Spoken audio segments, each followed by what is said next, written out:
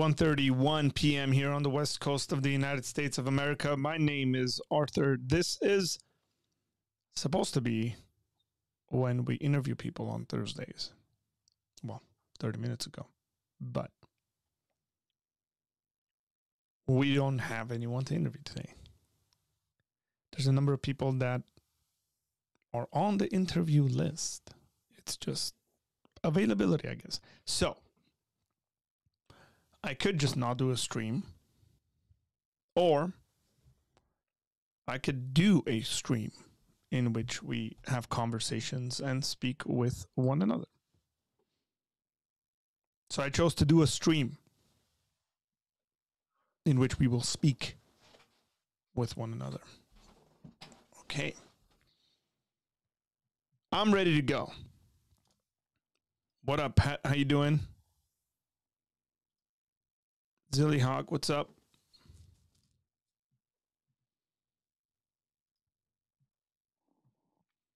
If you're not on our Discord, make sure to be on our Discord.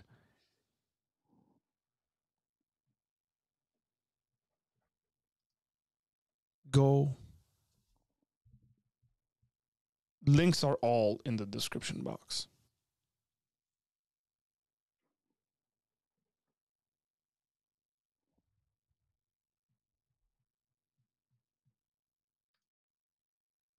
So we're going to see how we want to play this out. Whoa, I should mute that. YouTube's new way of doing things where you hover over a video and it just starts playing.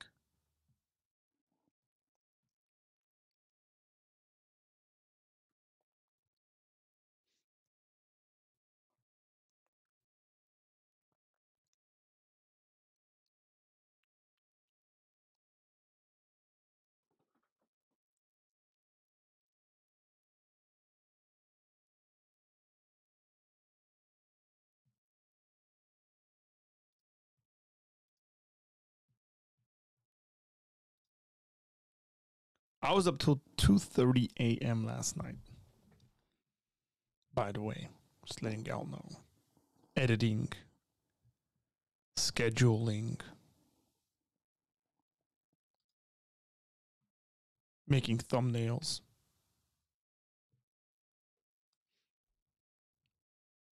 What's up, Dan? What's going on?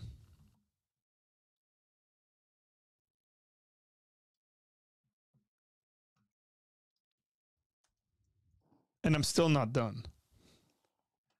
And I highly doubt I'll get anything done today. But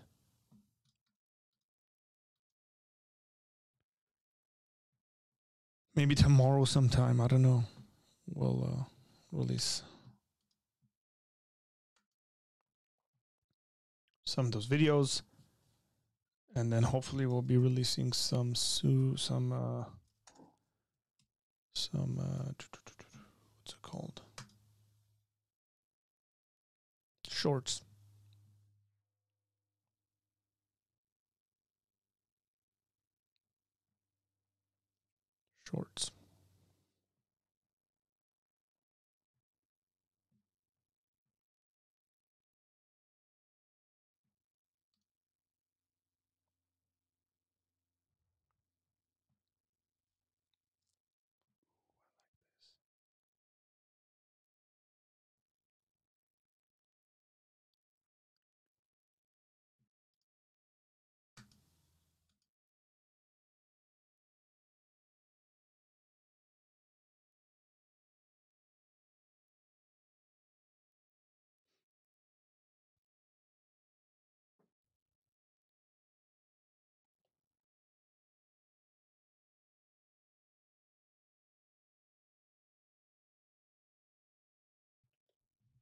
I thought I was gonna sneeze, but it didn't. It didn't go.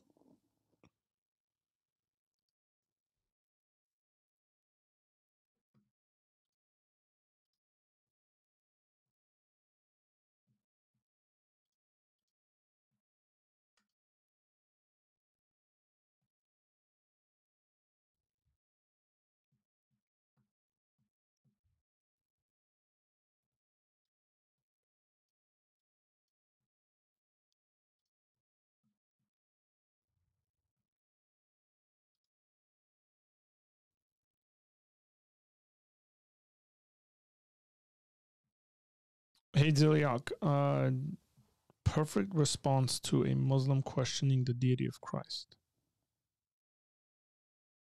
No, no. Have you seen? No. Is that the title I'm supposed to search to look it up?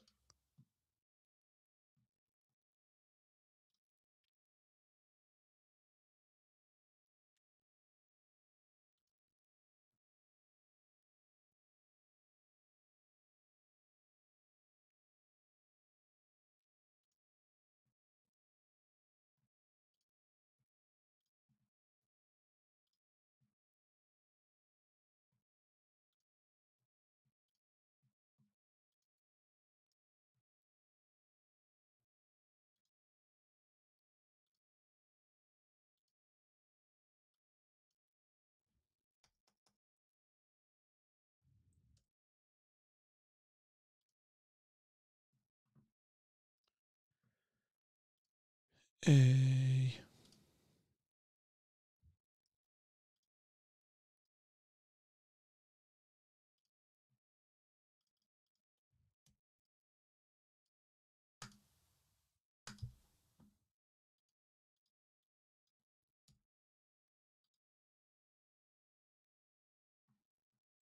Come on, y'all. What's going on?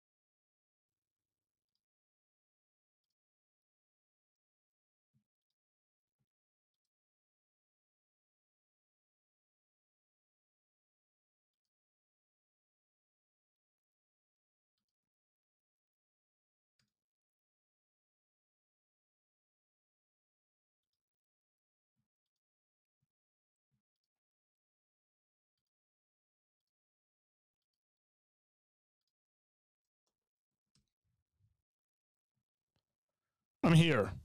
Hang in there with me. I'm trying to look this up.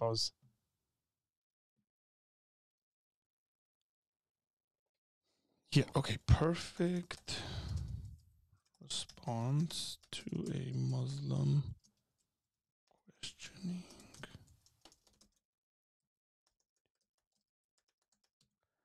And we're gonna go to 742. Is this Nabil Qureshi?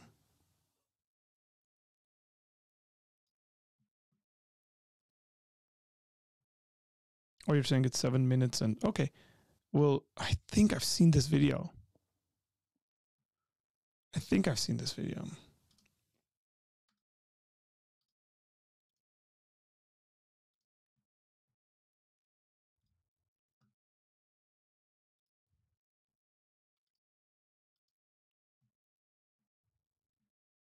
AI is the modern Tower of Babel. Okay.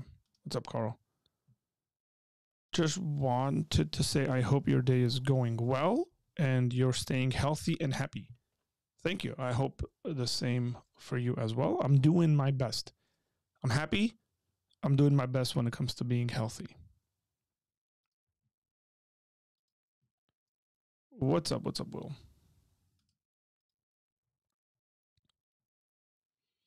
I don't saw that. There he is. What's up, Justin?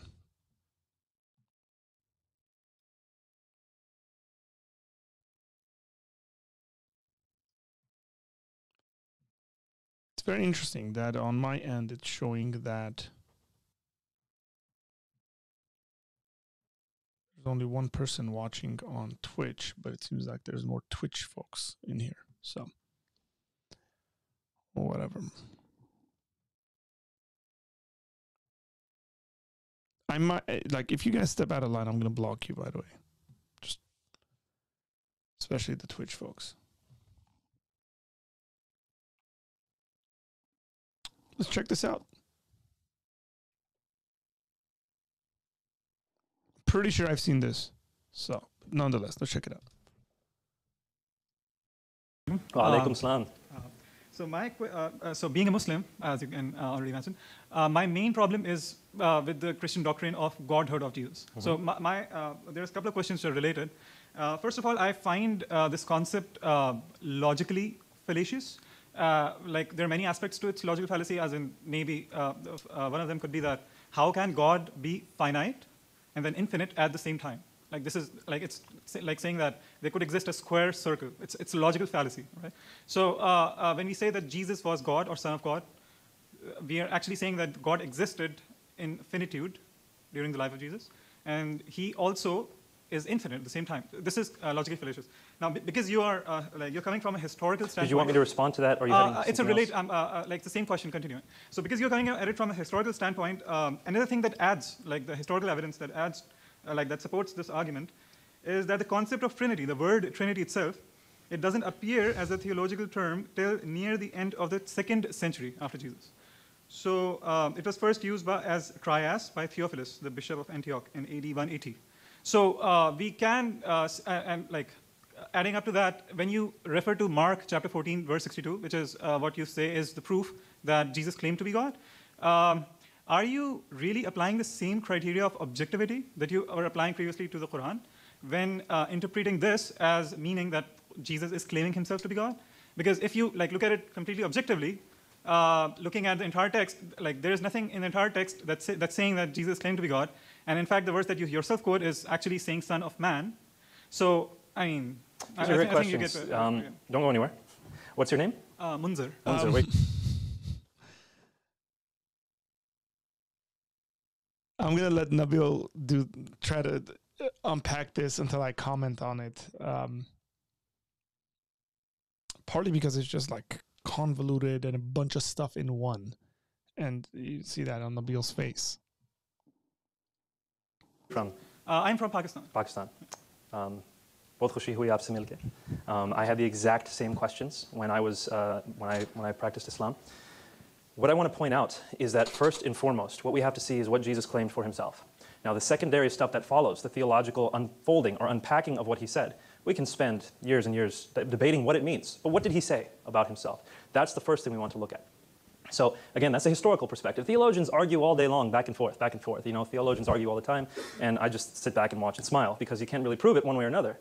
But when it comes to historical events, we can show with relative degrees of certainty, if the evidence is good, if the records are good, what the most likely conclusion is. So first, and let me give you an answer before, if you feel like interjecting, we can talk afterwards. First, I want to point out you are absolutely right. The term Trinity is not used till the end of the 2nd century. What is the doctrine of God called in the Quran? In Islam, what is the doctrine of God called? Tawheed. Tawheed. Is that in the Quran? No, the word Tawheed. The word Tawheed is a derived word from Ahad. Alhamdulillah, Yes. good. So you understand, the word Tawheed is not itself in the Quran. In the same way, the word Trinity is not itself in the Bible. This doesn't pose a problem. The Shahada is not found in the Quran. You have the components of the Shahada in the Quran, but you do not, you do not have La ilaha illallah Muhammad Rasulullah in that way found in the Quran. The components are found in the Quran. With the Trinity, the components are found in the Bible. So the word Tawheed does appear in the Hadith. Oh, that's great, but it's not in the Quran. Narrations of the Prophet. And the Hadith is much later. So we're looking at you asked for the Bible, and we have within the early canonical tradition, people calling God a Trinity in the early canonical tradition. In fact, much closer to Jesus' time than the Hadith were to Muhammad's time.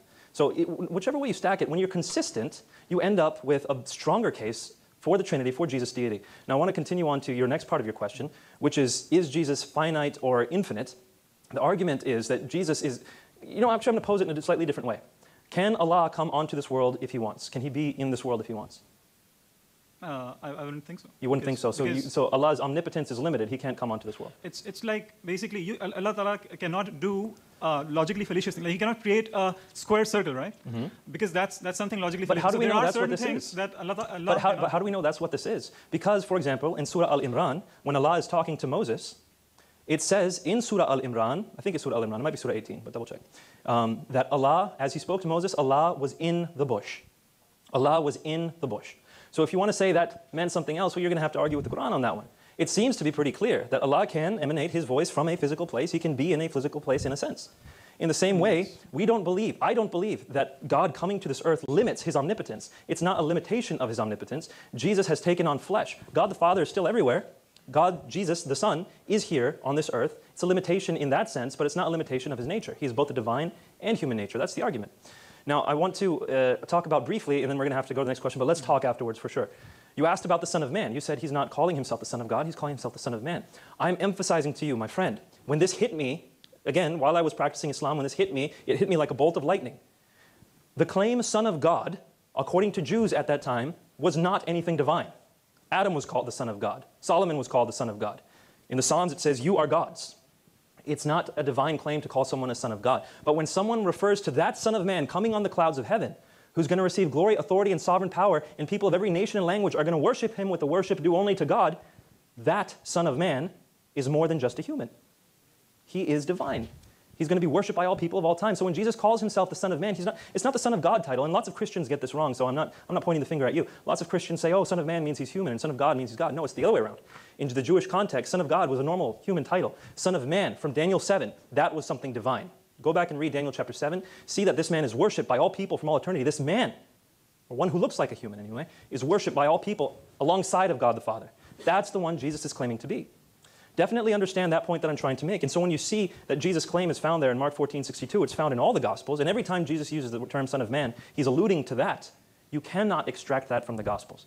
So please put Mark 14:62 next to Daniel chapter 7 and see what Jesus is claiming for Himself. And we'll talk afterwards for the rest. Lord bless you, my friend. Alhamdulillah. Good job, Nabil. It's a good answer. It's a... I don't know what I can add to that. Other than the fact I would say Christians need to be very careful because we are part of the problem when it comes to this confusion, when it comes to the Son of God, Son of Man titles. I've heard sermons taught like that, and it's just Son of Man, especially the way Jesus quoting it. Okay, not the way the prophets. So you will have the prophets being called like Ezekiel, like God said to me, Son of Man, do this and do that. When Jesus is quoting it, especially in the Sanhedrin scene, He says, you will see the Son of Man coming down on the clouds. Everybody knows what He's talking about. Or coming on the clouds. Everybody knows He's quoting Daniel. Everybody knows He's claiming to be the one who was given power and authority and dominion by the Ancient of Days to rule and reign over all the nations. The fact that the New Testament Jesus doesn't stand there, and it's hilarious that Muslims will come and say, show me one place in the Bible where it says, right? Show me one place in the Bible where it says, Jesus says, not the Bible, one place in the Bible where Jesus says, I am God. It's like, Jesus literally says, I'm the Son of Man that's going to come down and judge, and like, go read Daniel. Right? But again, Christians need to do a better job in regards to that explanation of what's happening with these titles. One is a kingly title. Son of God is a kingly title, a messianic title.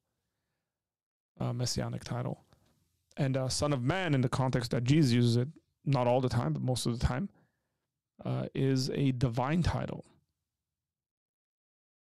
The fact that the Trinity doesn't appear in the Bible, and then what? I think the Tawhid example is a good example. Theological terminology can be developed to explain something that is apparent in a text. So the New Testament teaches the Trinity very clearly. I would argue that certain portions of the Old Testament allude to the Trinity, maybe not teach it, but allude to it. And so it's like, so what? So well done. Let me jump back into this.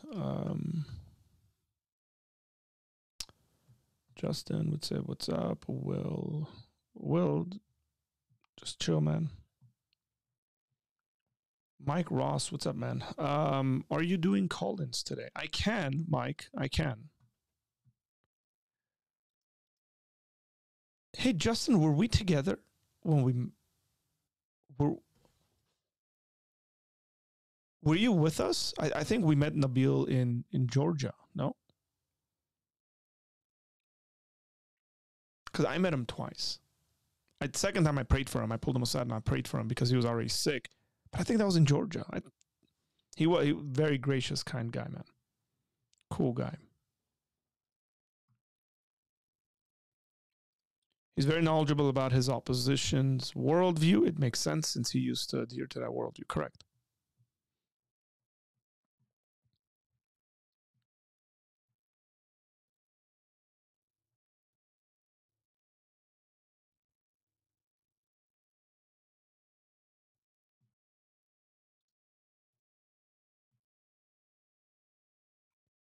Okay, yeah, so maybe we met him together in Georgia, and then the other time you met him alone. So Mike Ross, do you want to call in? Is that what's going on? Is that why you're asking? That was weird. What was that?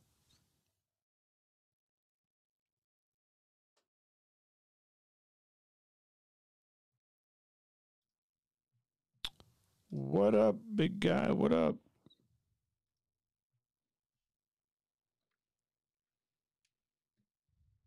By the way, go ahead and hit that like button if you haven't already. There's 16 of you guys in here, and only 10 of you guys have hit that like button.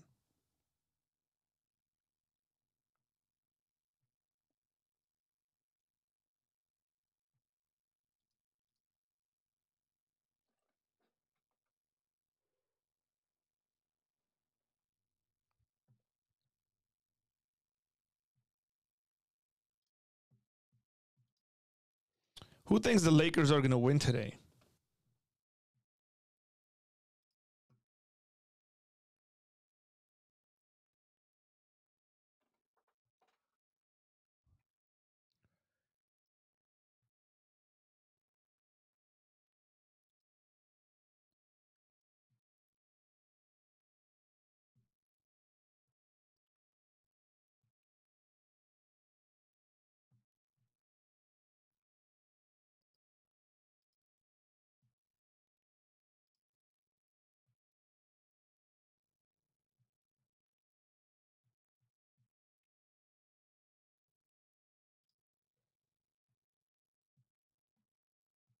If you think the Lakers are going to win today, put a 1 in the chat.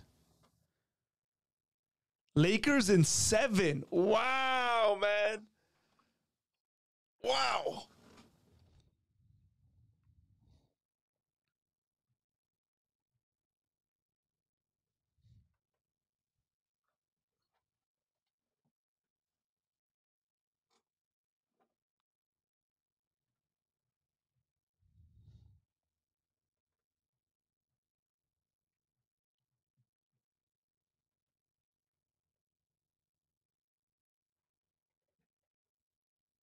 So again, Mike Ross, you asked a question. I gave an answer. Every time these things hang down, by the way, I feel like I'm like one of those grandmas that has the glasses that like hang, right? Because it looks like that, but they're not my glasses. They're for my ears. Wow,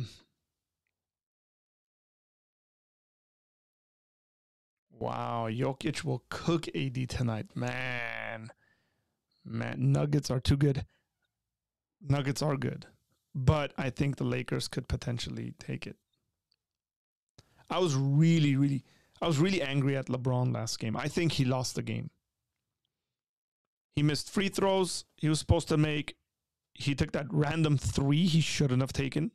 Somebody else should have taken that shot. So I was really angry. I was watching with a bunch of friends from church, and then I was like, just get a life. The greatest players know what to do in situations like that. Whether they're up for it themselves or they're going to make the people around them better.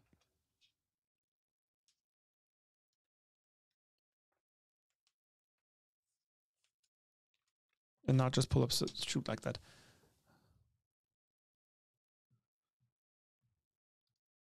Dr.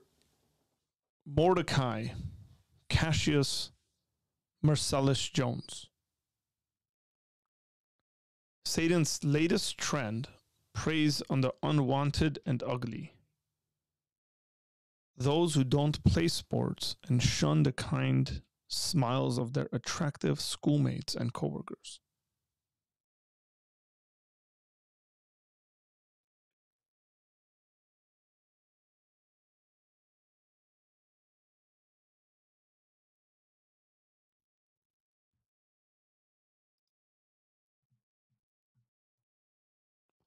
Cody's in there. He's like, dude, Lakers are gonna kill it. You guys, I think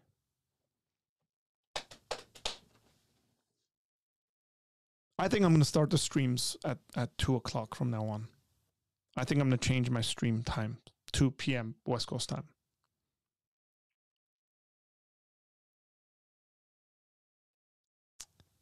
I think I'm officially gonna change it starting on Monday.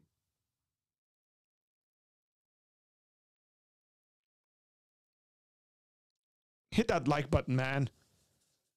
Don't forget to hit that like button. Come on, guys. There's 20-something of you guys in here. There's 15 people. It does stuff in the metaphysical world. People see it more. Come on now. Don't make me shame you. So again, Mike Ross, you asked something. I answered it, but I haven't gotten a response. So if you want to call in, Mike, I can drop a link and you can call in. If you were just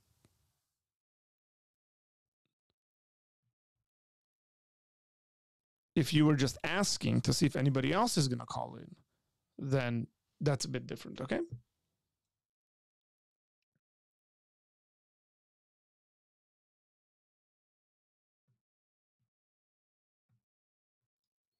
James White was on Revealed Apologetics, Eli Ayala's channel, talking about Mormonism and how important it is to be knowledgeable about the worldview of those who you try to witness to. Amen. If you're actually, look, here's what I would say. If you're actually going to try to have a conversation with people, you have to be a learner. You have to be a student and learn from them what they are saying and what they believe, not what your assumptions are about what they believe. It's the same thing when people say certain things about Christianity and Christians, and we as Christians sit there and go, you don't know what you're talking about. Right? It's the same exact thing.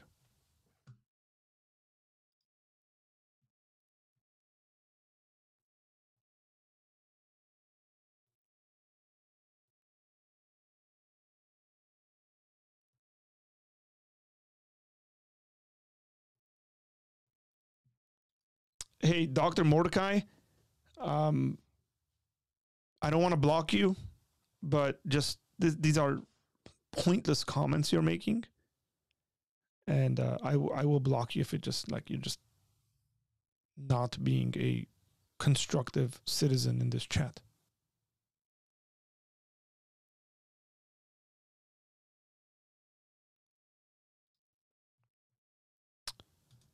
I didn't know this.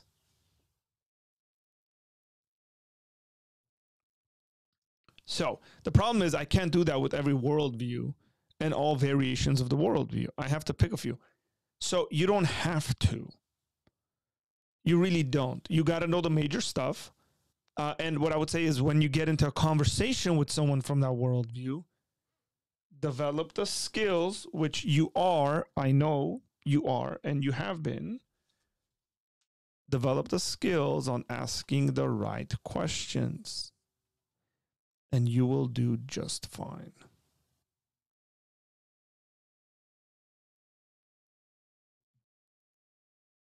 Okay?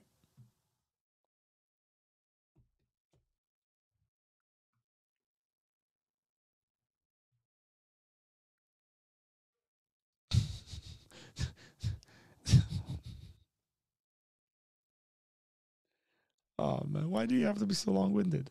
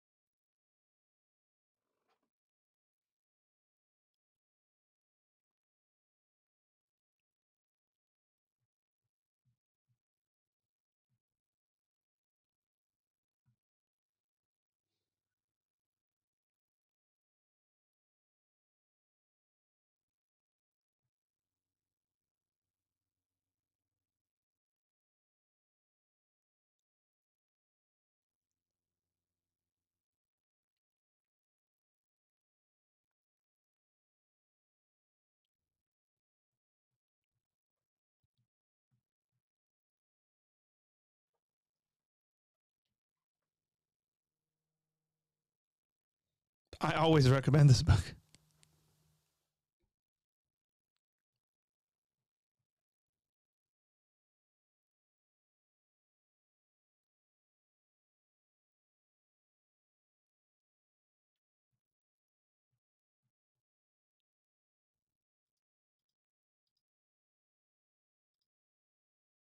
That's a good reason to see how it's a man-made religion. Christianity is the. What's a good reason? Sorry, I missed something there. I'm trying to see the connection here.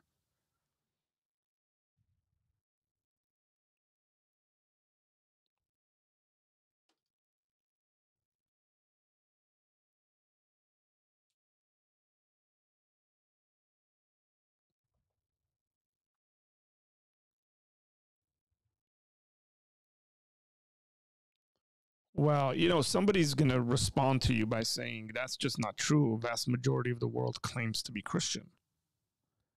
When you look at the largest number of people in the world, religion-wise, Christianity has the largest population in the world.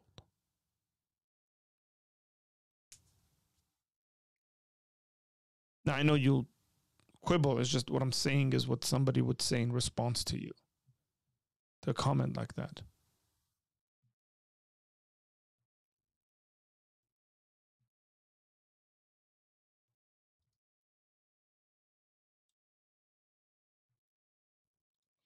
Okay, Dr. Mordecai, thanks for playing.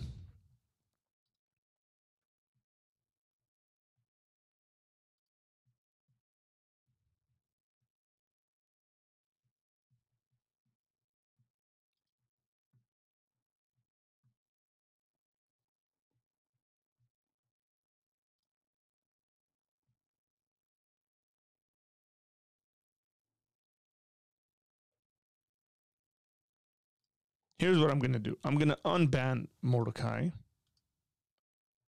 and then I'm going to put him on timeout, because that's what I do to my kids when they misbehave. Okay? So you're on timeout. Just saying random stuff. Pointless. So Vicente, what's your opinion when people say they saw their loved ones after they have been dead? After who has been dead? The loved ones?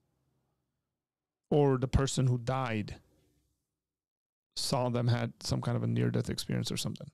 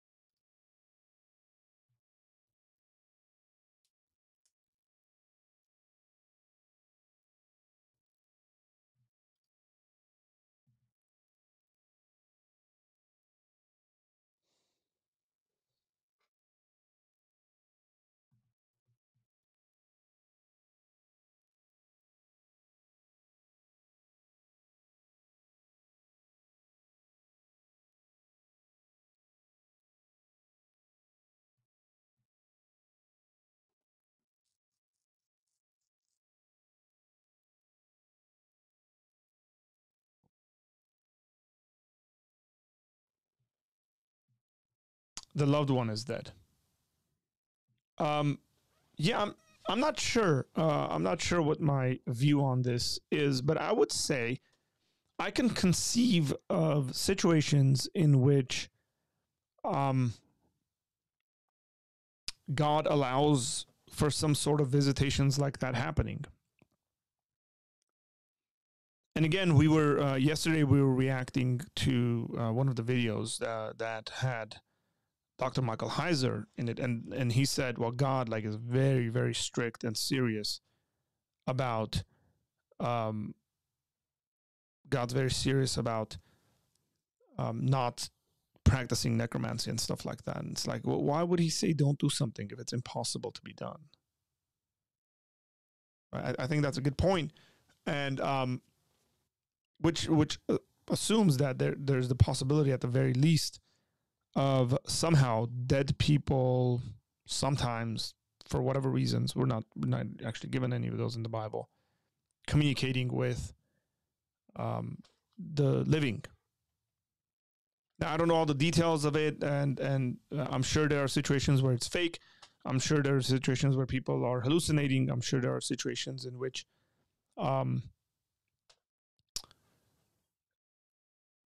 people are just mistaken or traumatized or something. But I think there are legitimate situations as well, because my worldview allows for one. What do I think about it? Nothing. I don't think anything of it. Regardless of the experiences people have, I always want to compare it to the Word of God and see. Let's just say, right, they had some kind of an experience with a loved one telling them certain things that's against the Bible. Then I'm going to look at that and say, well, I can validate your experience, but I would actually start explaining as to why you shouldn't trust the statements made in that experience, because of, again, this is a worldview apologetic sort of thing, where I would say there's demonic forces there, you can be duped. So yeah, that's how I'd go about it. Ruslan's video of JR experience with the astrophysicist on fine tuning was cool. You should comment on the JR experience video of it. Oh, the Machu Picchu guy. Okay. Yeah, I haven't seen that, so I don't know. Mike Ross, Apologia Center. You are not a Calvinist, correct? Correct. I am not a Calvinist.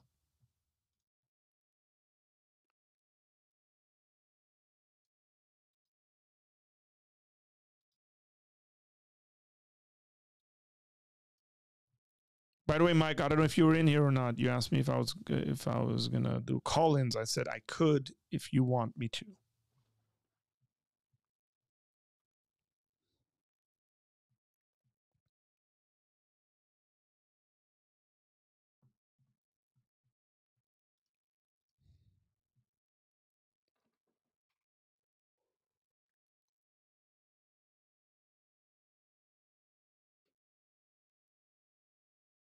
When was this video on this?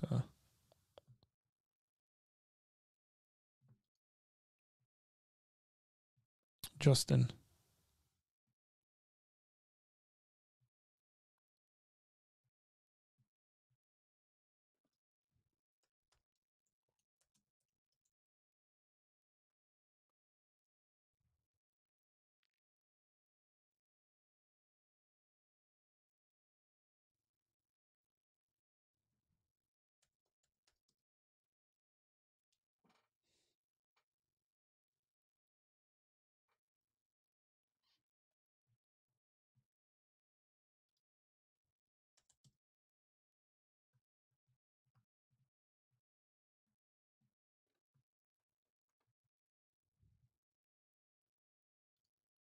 Oh yeah, let me drop it in the.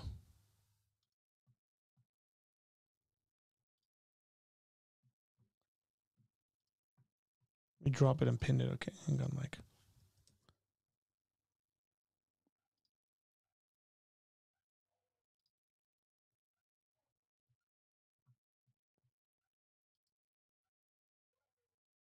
I'm on a several minute delay, but in response to your question about who's winning tonight, Nuggets all day. I know what you were gonna say. You're crazy to think putting Rui on the best player in the world is going to turn things around.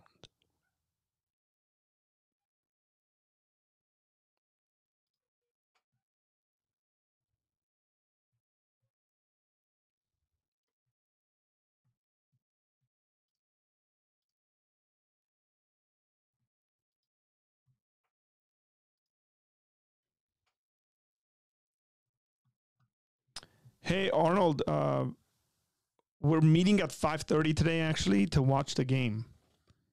So you can come to the church at 5:30 if you want. We'll be watching the game with a bunch of the guys.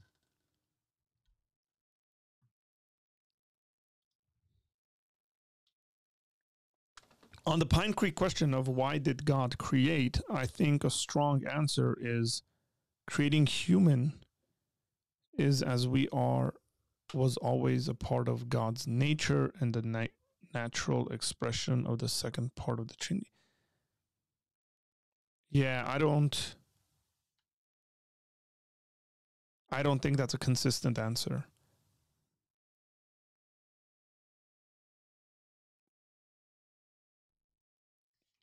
Jay, I think there's serious issues with something like that. So how? How is it a part of God's nature? Now, again, if you're going to say something like it was a part of God's nature because God's love would somehow dictate he shares that love with others, that's around kind of what I suggested. But if you're going to say it's somehow an expression of the second person of the Trinity, by the way, it's not second part of the Trinity. Don't say stuff like that. It's wrong theologically. Then again, you're going to have to show how that's the case. That's a bit weird.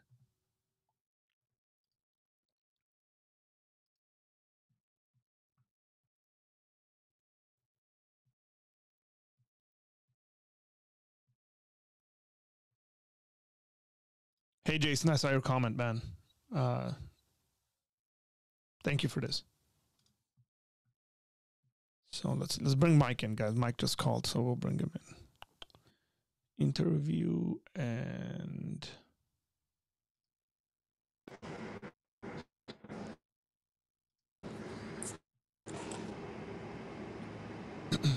hey, Mike. Can you hear me? You might want to just do an audio only kind of thing.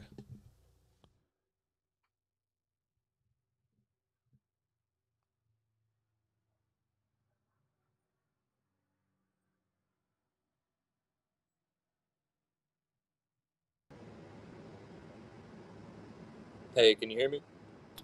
I can, but there's a lot of background noise. Okay. I might have to call back in a bit. Okay.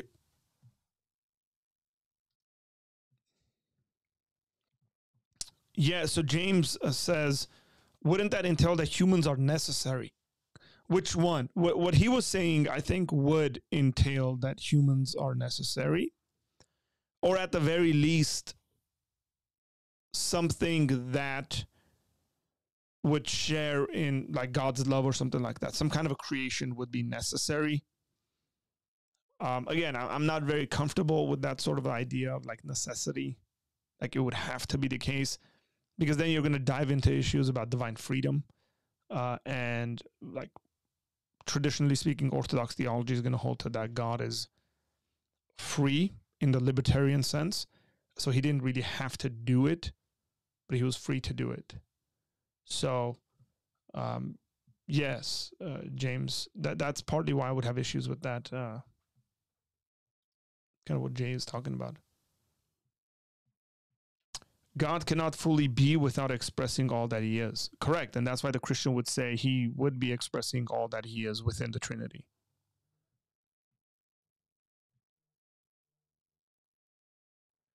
I'm just saying that creation of the universe and human beings were inevitable. Regardless of whether you use the word inevitable or necessary, you will run into issues in theology when it comes to God's freedom and God's free will. If they're inevitable, or they're necessary, that means God couldn't choose to do otherwise. Then you run into questions about God's freedom. I'm just saying the issues you will have. I'm not necessarily solving those issues for you, but when you make statements like that, that's the sort of issue that immediately becomes problematic. By the way, and like believing that God has free will in the libertarian sense is something that all Christians, regardless of their theology, would agree upon. That God is, at the very least, free in the libertarian sense.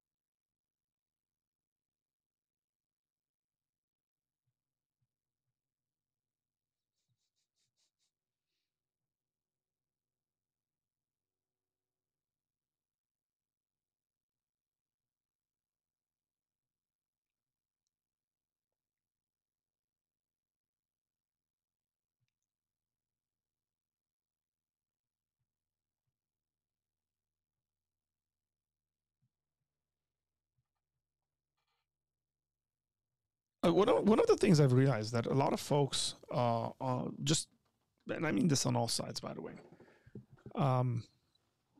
like I'll get Christians commenting things in the comment section where it's like, it's pretty clear to me, and I'm saying this with all love in my heart, and guys, just please understand me.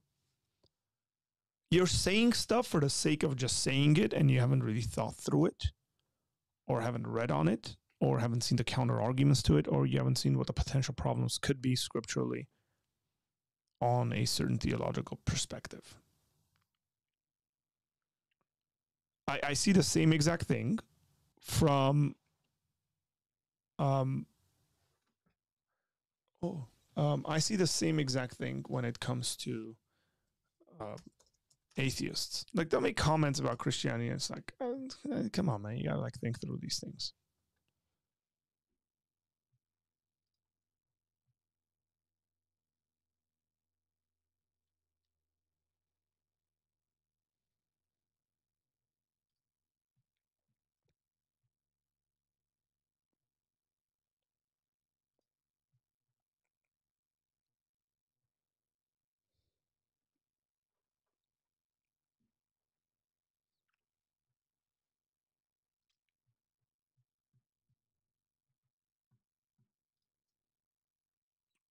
But there is no element of free will regarding God's nature.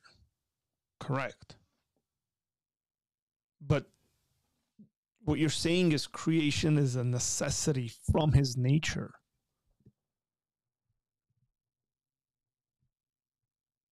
You're going to have to prove that. You're right. Like you're going to have to argue for that. You can't just assume it.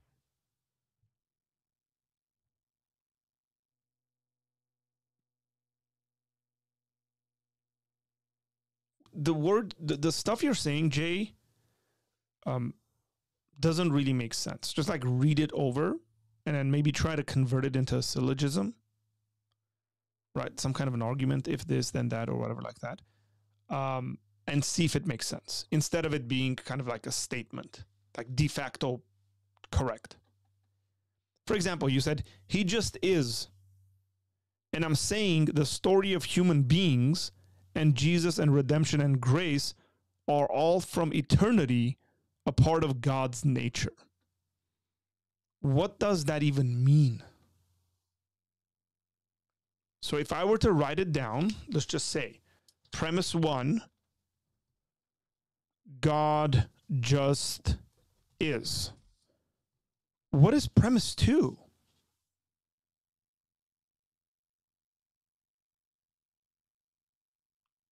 Therefore, or you not therefore, God just is. If God just is, he must create? How? Like, where's the logical connection there? Because you're somehow saying existence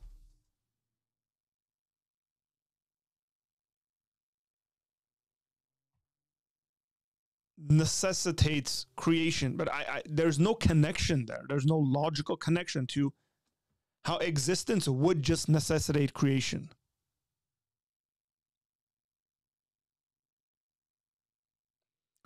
Now, again, you could put certain things in there, like I said, to make sense of it and for it to be a bit more palatable. Like, for example, you could say something like, God is love. Love in its purest form must be shared.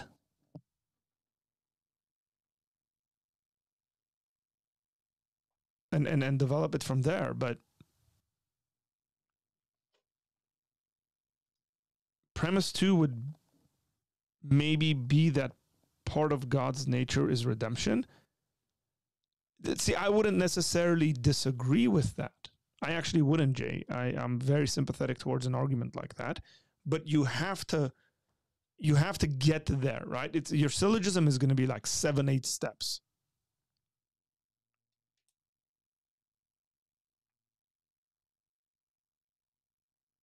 Premise 3 would be all parts of his nature has always been. That's okay. Seems pretty obvious.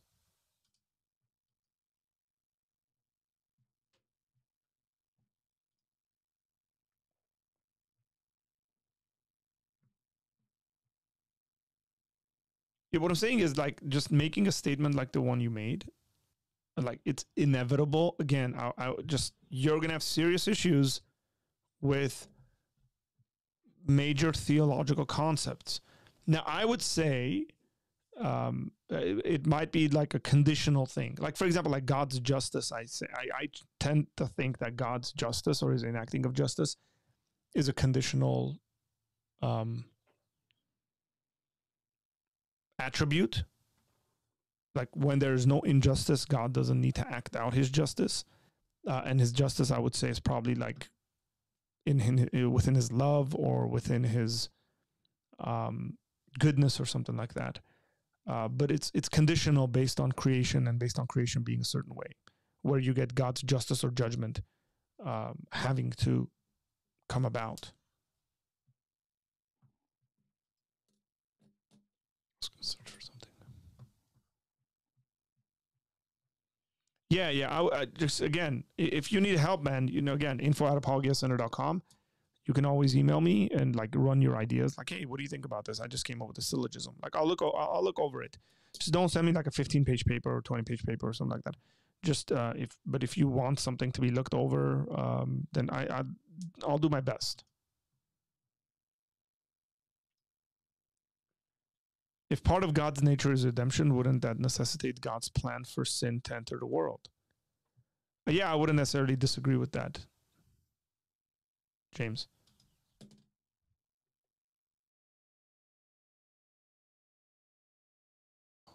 That sneeze finally came.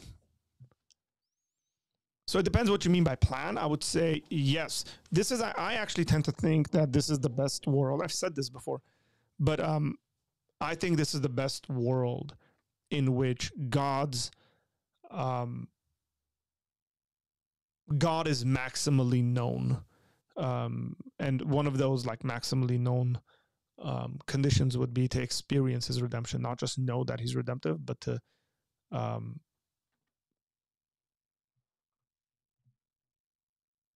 experience it.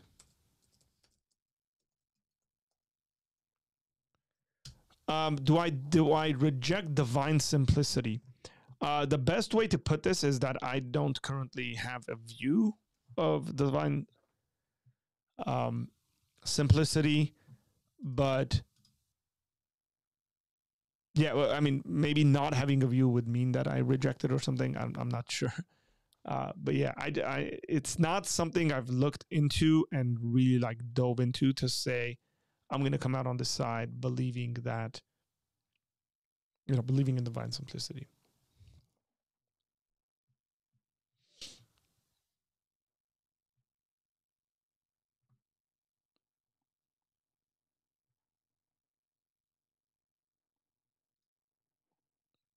Is I wouldn't necessarily disagree with that. Theology speak for yes.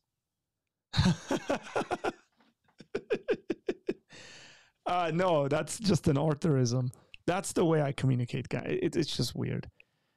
Maybe so. Maybe it's not even theology. It's more probably, I would say, philosophy speak than it is theology speak. When it comes to some of these subjects, like I can hold to something with like, I don't know, 75% yes, and then like another 25% questioning it. And then so when people come up with theological subject and I say, oh yeah, I can see that happening. So it's more philosophy talk than it is theology talk. But it's not semantics. Like I legitimately see, like when I say I wouldn't necessarily disagree with it, what I mean by that is that I wouldn't off the bat say that's just nonsense. What I would say is you need to work on your argument to get to your conclusion, because I can agree with your conclusion, but the way you get to your conclusion could be like all messed up in all sorts of different ways. And I would say, come up with a better way to get to that. Okay. Mike, what's up, man? Sorry, by the way. I think I called you Mike Ross for some reason. So it's Rose. What did I just do? Hey, can you hear me? Yes. I can. Can't see you, but we can hear you.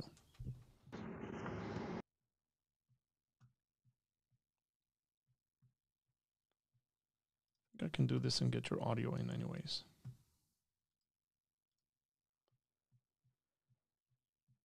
Why do Catholics worship Mary? I think Catholics would generally say that they don't worship Mary and that you shouldn't worship Mary. So just, I'm not Catholic, but they're going to tell you we don't worship Mary. And they're going to tell you there's a difference between praying to Mary and then worshiping Mary.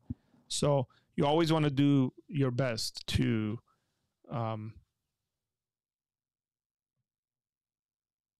be gracious in understanding them. Okay, Catholics are no better than pagans. Wiccans praying for stone statues and trees. By the way, Dr. Mordecai, I put you on timeout for a reason. It doesn't seem like you learn. My 5-year-old probably learns better than you do. Do you know that Catholics are so darn stupid? They believe that Mary was a virgin until the day she died. You know what? I put you on timeout. This is the way I usually deal with my kids. You didn't learn from it. And it seems to me that you're like refusing to learn from it.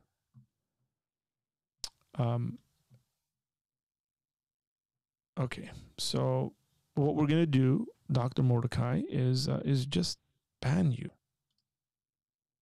forever.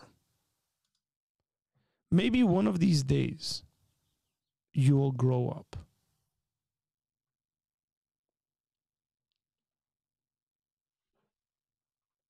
Again, I said this the other day. If people like, if you'd spend your time going on people's YouTube channels and making just foolish statements like this, like go get a second job or something.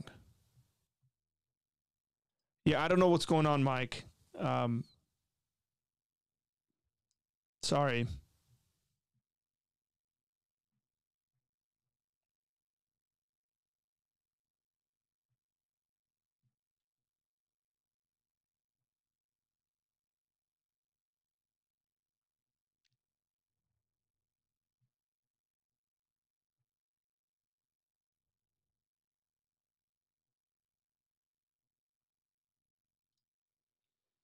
I know Catholics won't say that. What would be worshiping Mary to a Catholic? Worshiping Mary to a Catholic would be to treat Mary as God, I would say. It would be the equivalent of anything that you and I would define that would fall into the worship category. What they're saying is that it's not in the worship category. Now, look, I would, again, my thing is not that like I'm defending the Catholic view of Mary. I reject and I disagree with it. But it's the way this gentleman is approaching it, Justin. You know me better than that. It's just, it's pointless, right? So I put him on timeout because, I'd say, maybe you'll learn from it. Maybe you'll learn. But he didn't learn and he kept going. So now he's banned. We don't need that here.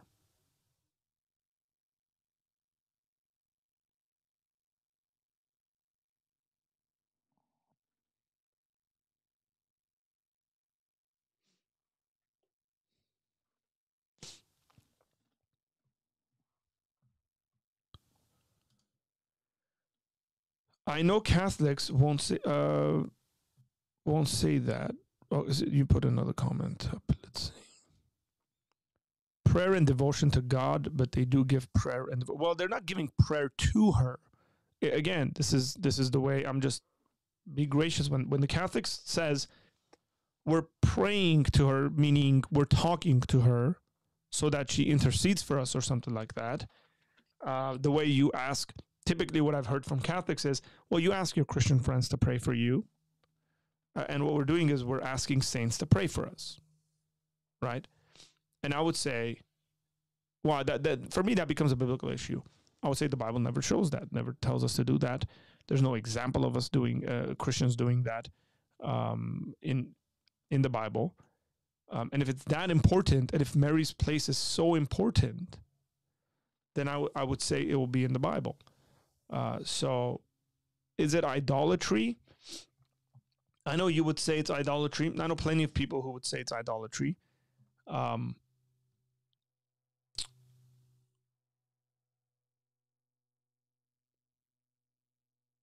Depending how strict we want to use of a definition of what idolatry is, or whether like you want to make it like it's an improper adoration for something that is not God.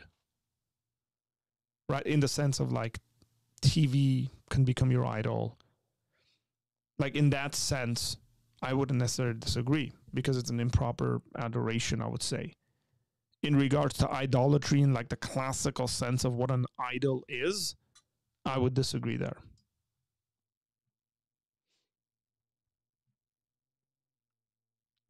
Yeah, Arnold, I have a huge issue with this, right? How about when they make her an intermediary? So again, their response would be, what sort of an intermediary? Not for salvation. Let's just, they would say that. But I would say, correct, but scriptures very clearly teaches that we have one mediator between men and God, and that's Jesus Christ. So what's the point? Well, why pray for each other? Then again, I go back to what the scriptures show in regards to who's praying for what and when. And now there are things, I think, that when it comes to Mariology, that are attributed to Mary that I think are elevating her to and giving her divine attributes. And I have huge issues with this, right? Like perfection would be one of the perfection, like sinless sense, would be one of them. I should probably have somebody on where we discuss this, like Mariology specifically. That'd be really cool.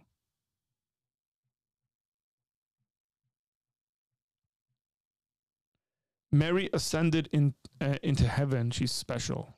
Yeah, I don't think there's any teaching of this, by the way. The best person I always, as a matter of fact, let me just pull it up. I would have loved, and I've reached out to him. He's just really, really busy. I would have loved to have Gavin Ortland on.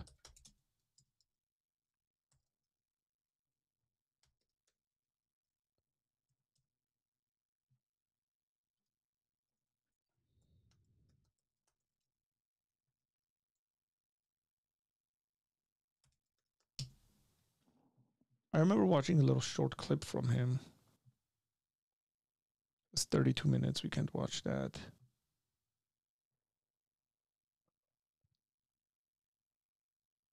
"22 minutes. Yeah, they're all a lot longer. But go to Truth Unites. Gavin's really good on these subjects.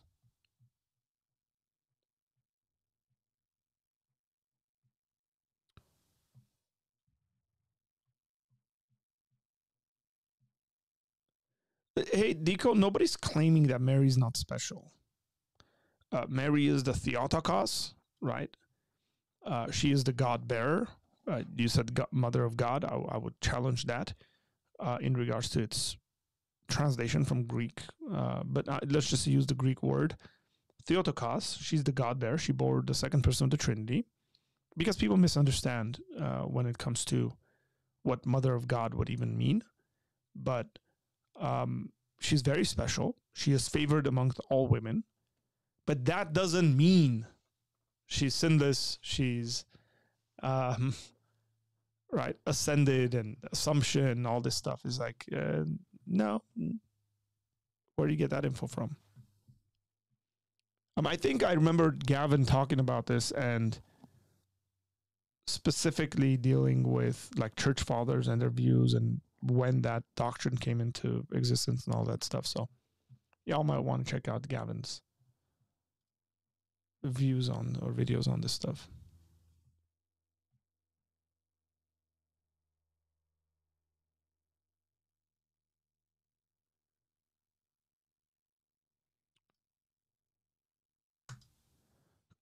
Yeah, so I'm cool with what you're saying here, Justin. I don't necessarily disagree. I'm just, again, I do think there are one of the things that we should be careful about when it comes to religion, just in general.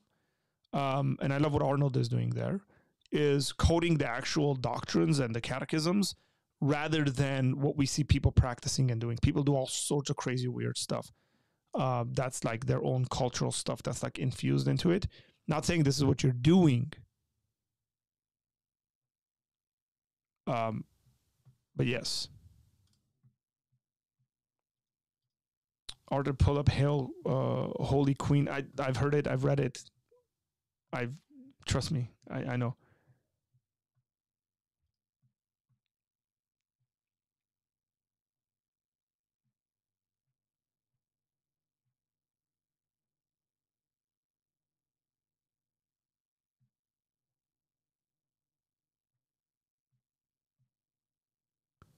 So Arnold's quoting a catechism here is, by your prayers will deliver our souls from death.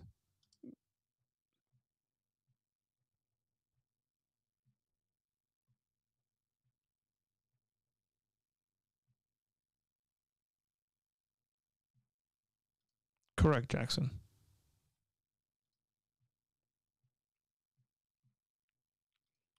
Ruslan did a good interview with a Catholic scholar about common misconceptions about Catholic belief. It was really interesting discussion. Yeah, so just because Justin's asking me, I'm going to put up Salve Regina.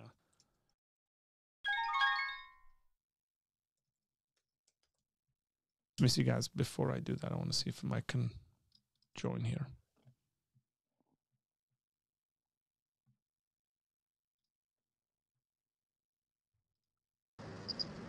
Okay. Can you hear me? Yes, sir. I'm not hearing you. I don't know. Okay, I can hear We're you. good? Okay. Yeah. Hey, how's it going? Pretty good. How are you? Seems like you're having fun. Oh, man. Always. You've gone from, what was it, why did God create, to Mary? I mean, all in like 10 minutes. That's pretty impressive. It's the nature of this channel, man. I don't know how long you've been watching and how you got exposed to it, but we could go from talking about this stuff to like in a second switch over to talking about European football. So it's all of it. That's funny. Well, let me change the subject again. So yeah, I asked you earlier if you're Calvinist. You said no. So what view would you be? Are you aware of guys like Lake Flower? Yep. I've met Leighton. Your voice is cutting in and out, by the way. Like, it gets very low. Sorry about that. I'm on my phone, so. Yeah, it's okay. Yeah, so I would see. I wouldn't like put myself in the exact camp as Leighton Flowers, but I would probably classify myself as a Wesleyan. The best way is probably to classify myself as a Wesleyan Molinist.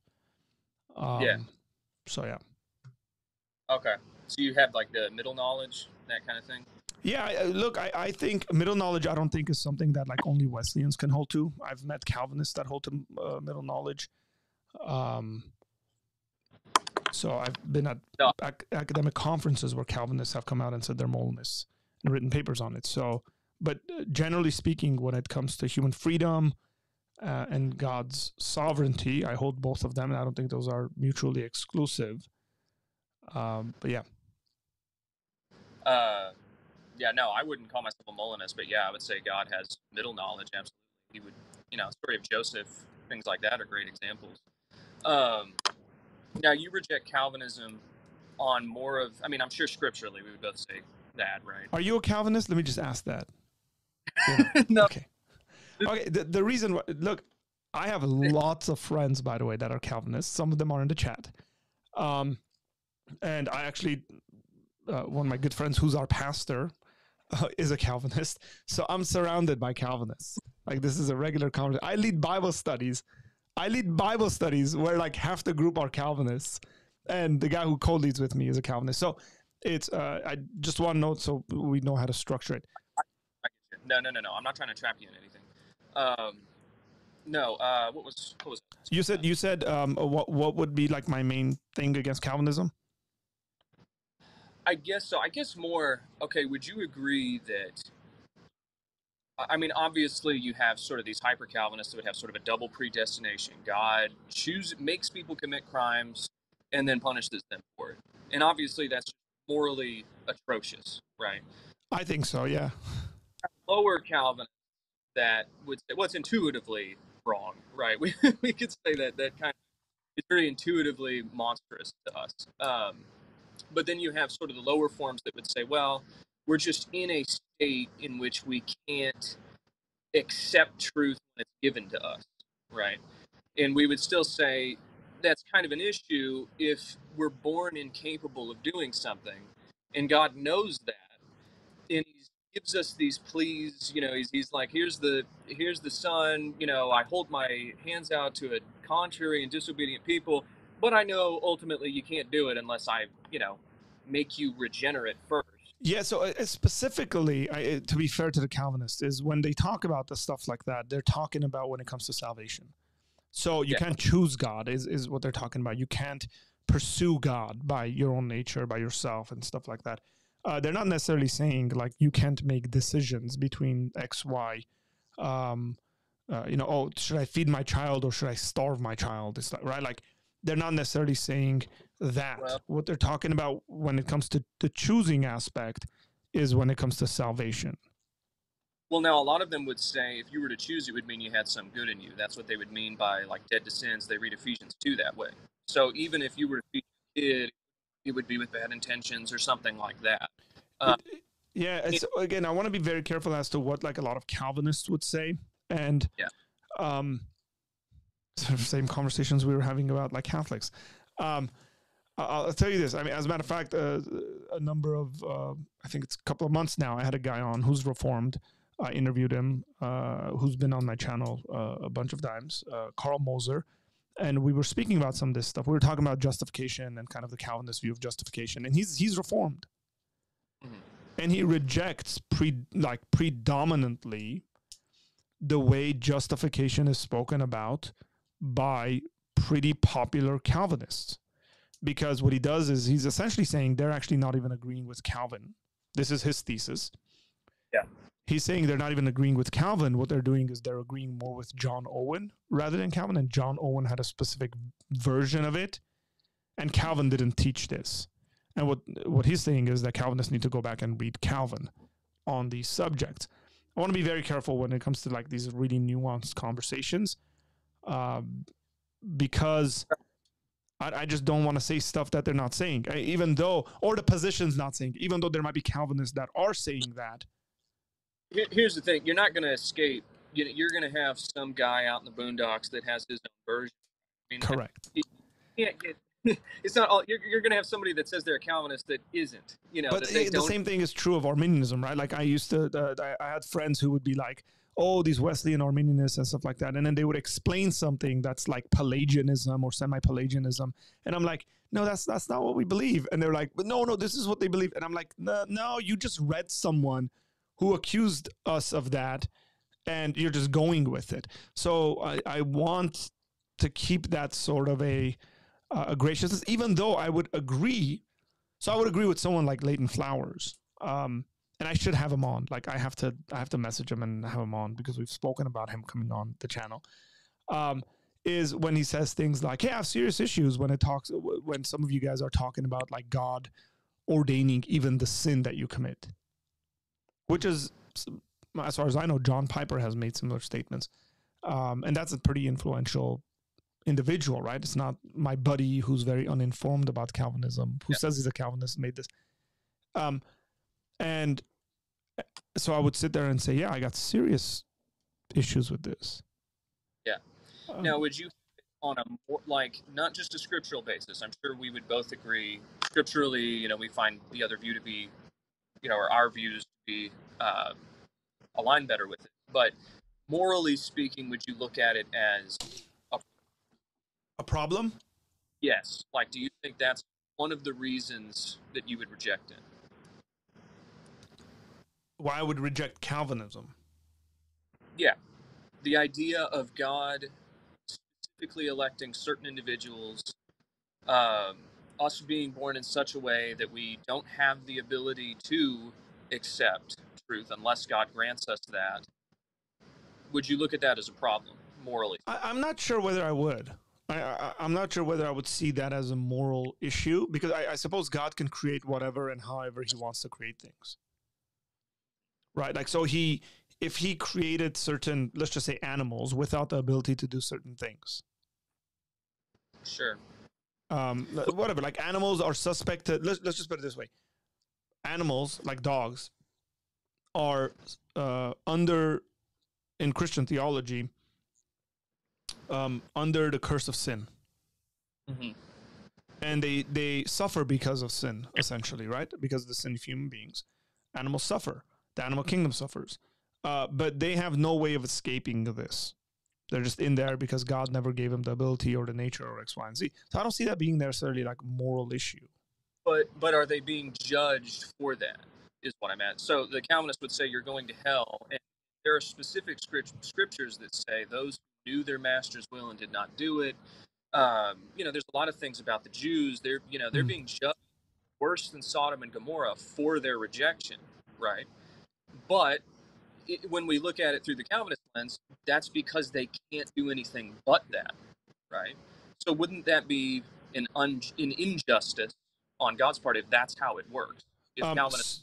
So yeah, there's two ways a Calvinist could respond to this, right? So one of them is that they were born in that state, and it seems to me that you're going with the non-Augustinian version of the Calvinism, if we could put it that way, where Augustine's view would have been where God just goes in there and rescues folks. And they're the ones he doesn't rescue. He doesn't really have to rescue. They're just living the way that they would have lived anyways. And so they're responsible, and so therefore they will give account to whatever that is. So God's doing the rescuing of sorts. Where some other versions of it, then I would say the moral category and objection you have, I would apply to those other views rather than that view. Okay. Does that make sense? You're born in a state in which you are incapable of accepting truth, right? And then God's going to judge you for your for your not accepting that truth. How can you say that it's like they're just doing what they, I guess, are, what they want? It's like, yeah, but what they want, isn't that sort of an inhibitor on... So I would agree with you on that. Yeah. Okay. My question is, because I think we agree on that would be sort of an immoral viewpoint. Let me plug my phone in real quick. Just draining my battery quick.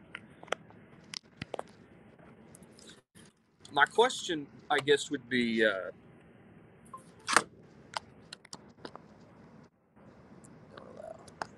you still hear me? Yep. Fine. Okay. My question would be more about, because that's kind of been one of the big arguments that people will give against Calvinism. Look at the injustice. And of course, Calvinists will always, eventually you can track them back to, well, Romans 9 out of context, who are you, O man? Basically to point out the fact I'm being unjust. It's not really an argument about why it's not unjust. But I think, because one thing that I've thought about a lot, and I tried to pose it to Leighton Flowers, although I can only do it through super chats. He doesn't really do call-in stuff. I'd love to talk to him. But one question that would come to my mind is, even on a view like what I would hold to, that would say man is not born incapable, right, of being able, once truth is given, right, once the light has been given, only because God gave us the gospel, we can accept it once that happens. Even given that, though, isn't there still kind of an issue there when we're talking about being born with a sin nature, period? Doesn't that kind of act as an inhibitor on the free will anyway? Like for instance, think about it in regards to God. Okay, Christ comes and he lives a perfect life with us, right? Or for us. He lives that perfect life. But the only reason we can't live that perfect life is because of this condition that we're born with before, without our choice. We didn't have any choice in the matter, that makes sinning inevitable, right? Correct. And yet we're judged for that sin. So Yeah. it's just a kind of a dilemma that I've seen even without Calvinism that seems to still kind of exist there, if that makes sense.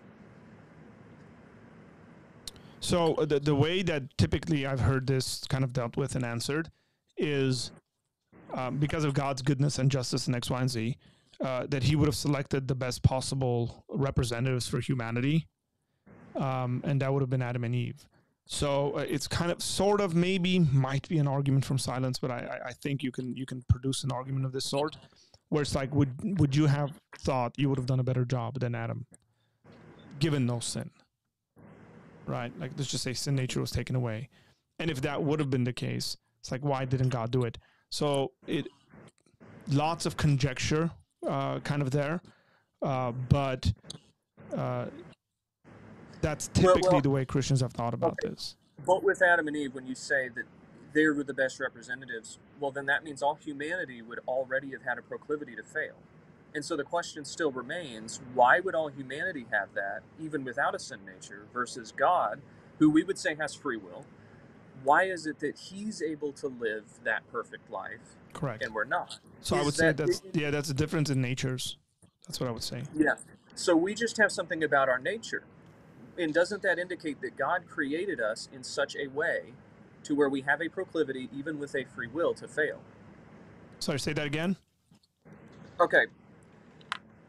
You said there's two separate natures, right? God has a different nature than ours. His nature is perfect, right?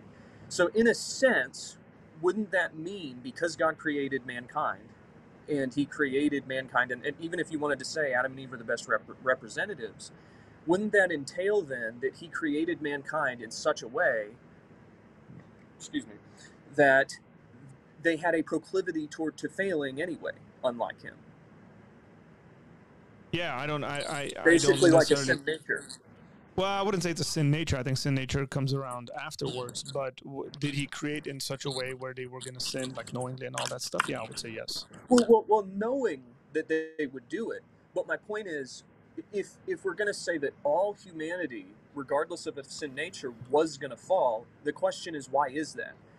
I mean, functionally, it serves the same purpose as saying we have a sin nature. There's really no difference, right? No, I think there is a difference, but I get what you're saying. I mean, I'm not going to quibble with that. Yeah. We got someone else calling in, so let me see if Sean wants to join this conversation, or... Hey, Sean, do you want to join this conversation, or are you just calling in anyways? Like, you want to wait until this finishes? He wants to change the subject again. No, please don't. We're just switching around. He wants to talk Catholicism now. Oh, no, please don't. Let me see. Just hold that thought. Let me. Sean, do you want to join this conversation? Is that why you're calling in?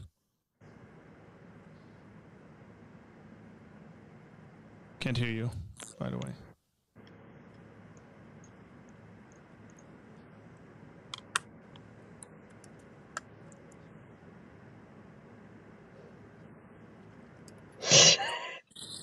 I think Sean lives on a farm. Might be. Hello? Sean, yeah, can you hear us? Hello? Yes. Fuck, can't hear him. These are the risks we take. Sean, if you want to have a conversation and join this, just let me know. If not, then okay. Maybe he's having connection issues. I don't know. So, Yeah, these are just questions more or less, I guess. Oh, I'm sorry. Go ahead. You have people calling? oh, it's Sean's calling back, so let's see. Hello? Yes, Sean. I'm an atheist. Sean, you're cutting off really, really bad. Your connection's. Alright. Can you hear me? Is it better now? Much better, yes. Hey, we're gonna have a so I'm party an right atheist. now. We're gonna have a party. Hang on. I got folks calling in. I'm just gonna add them to this when they do call in. So, go ahead, Sean. Yeah, so you're a Christian. What type of Christian are you? I'm an atheist. Okay, so just because we don't want to change the conversation too much of what me and Mike were talking about, you got to hang on Sorry before about before we just jump into that, okay? Because Yeah, Sean, what do you think about God? What is your atheist perspective on that? Oh, you were talking about Calvinism, weren't you? You're a theist, yeah? Yeah. So what do you think about that? Stay on topic.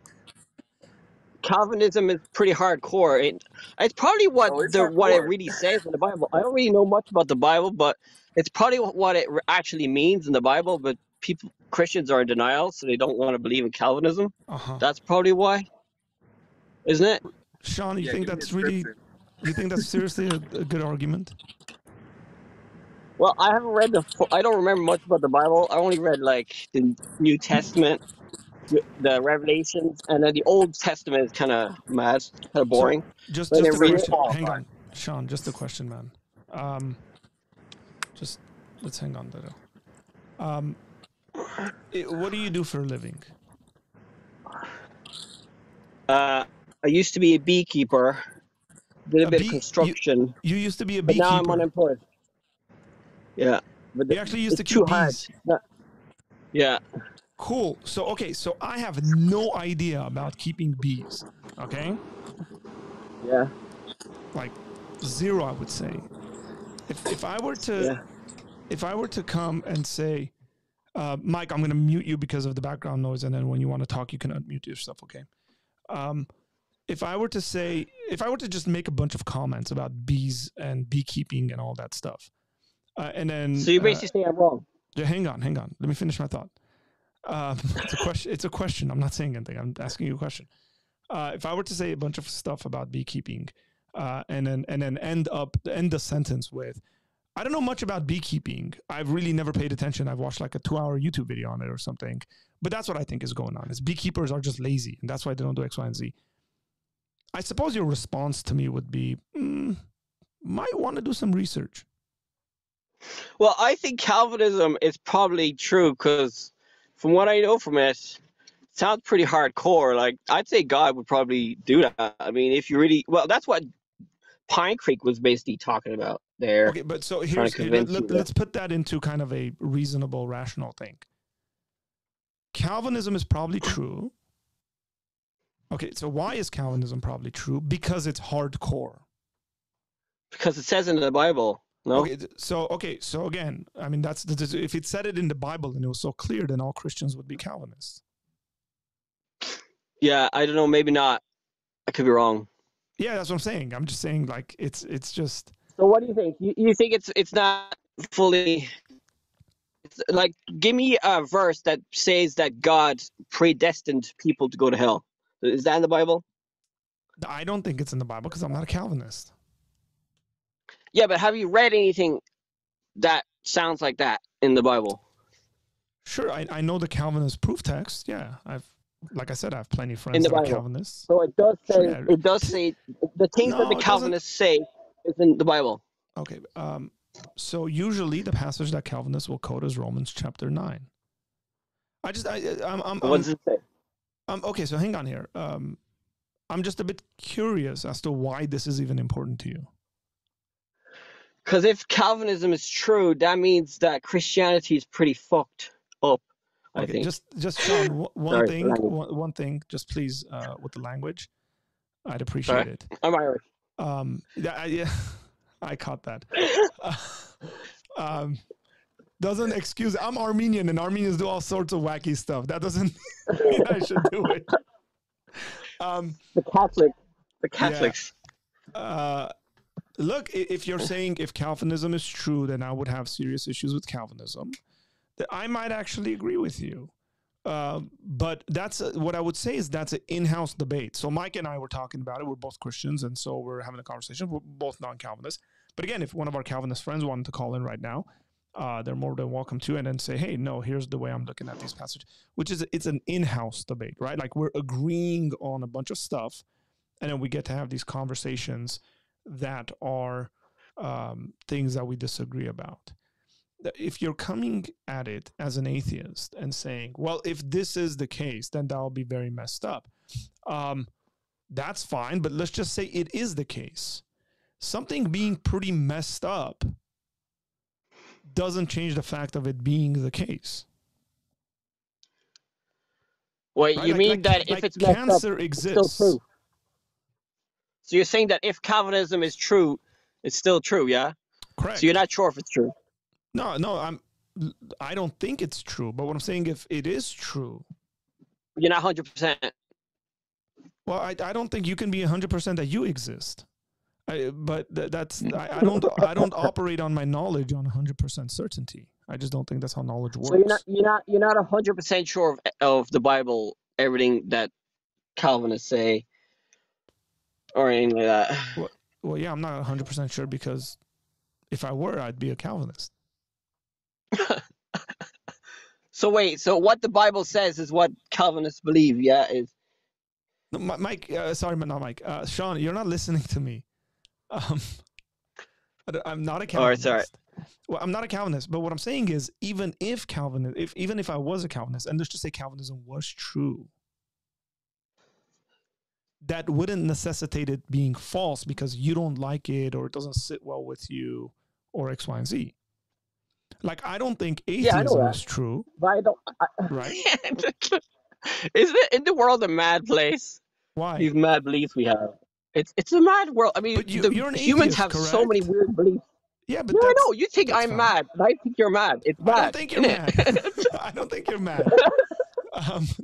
You think I'm wrong, though. Of course I think you're wrong. Yeah. I mean, do you think all atheists are going to hell? I think, yeah. So I think if somebody's going to reject Christ, they are going to hell. Correct. So this is bad, don't you think? So Sean, do you think if we die, we stop existing? Yeah. What's so bad about that? Is that mad? It's so mad. It's nuts. Like, that's not an argument, my guy. Right? That's why I think the world is a bit mad, no? With our mad beliefs. I don't disagree that the world is a bit mad. But that's not an argument this way or that way. You know what I mean? Yeah. I'm just okay. So you basically because of the way we access information, I think we're going to disagree on things. I think that's a part of kind of just being finite and limited as human beings. But that doesn't mean we can't know truth. Yeah, I think that's what you're kind of pursuing. You're asking this question of, hey, we disagree on so many different things. It's like, how can we even know any of this is true anyways? I don't know. Atheists do think some things are true. It just means that we're not sure. We're not 100% sure that God exists. Like, I'm an agnostic atheist. I can't say 100% true. sure that God exists. Like, but you say 100% that God exists, which is very bold Well, claim. I'm You not don't use the not scientific not method. necessarily. I wouldn't necessarily say I'm 100% sure God exists. All right. So how Because much that's what you're percentage? talking about. When you talk about percentages and being sure or not sure, um, is more of a psychological reaction to things, right? So if let's just give you an example. So am I 100% sure? I don't know if you're married or not, by the way. So I'll use myself as an example. Am I 100% sure that my wife loves me? Yeah. So you're 100% sure that God loves you and is No, no, no, no, gonna no. send Just you to hell? hang on, hang on. You're jumping ahead in the logical progression. Don't do that. So, am I 100% sure that my wife loves me? No. Probably not. I don't think anybody is. By the way. So you're not 100% sure if God exists. No, no, no. Hang on. Before we get to God,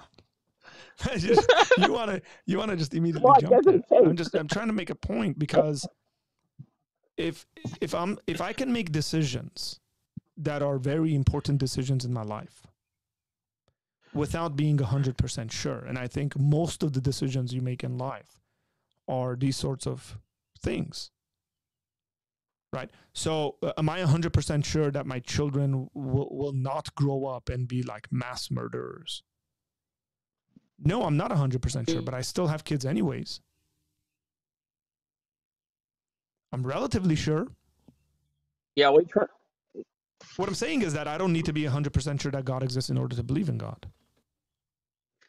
So how much percentage wise do you think I don't God think exists knowledge, then? I think that's a very simplistic way of viewing knowledge in these percentages. So you're not because I think a lot of Christians would be 100% sure God exists. No.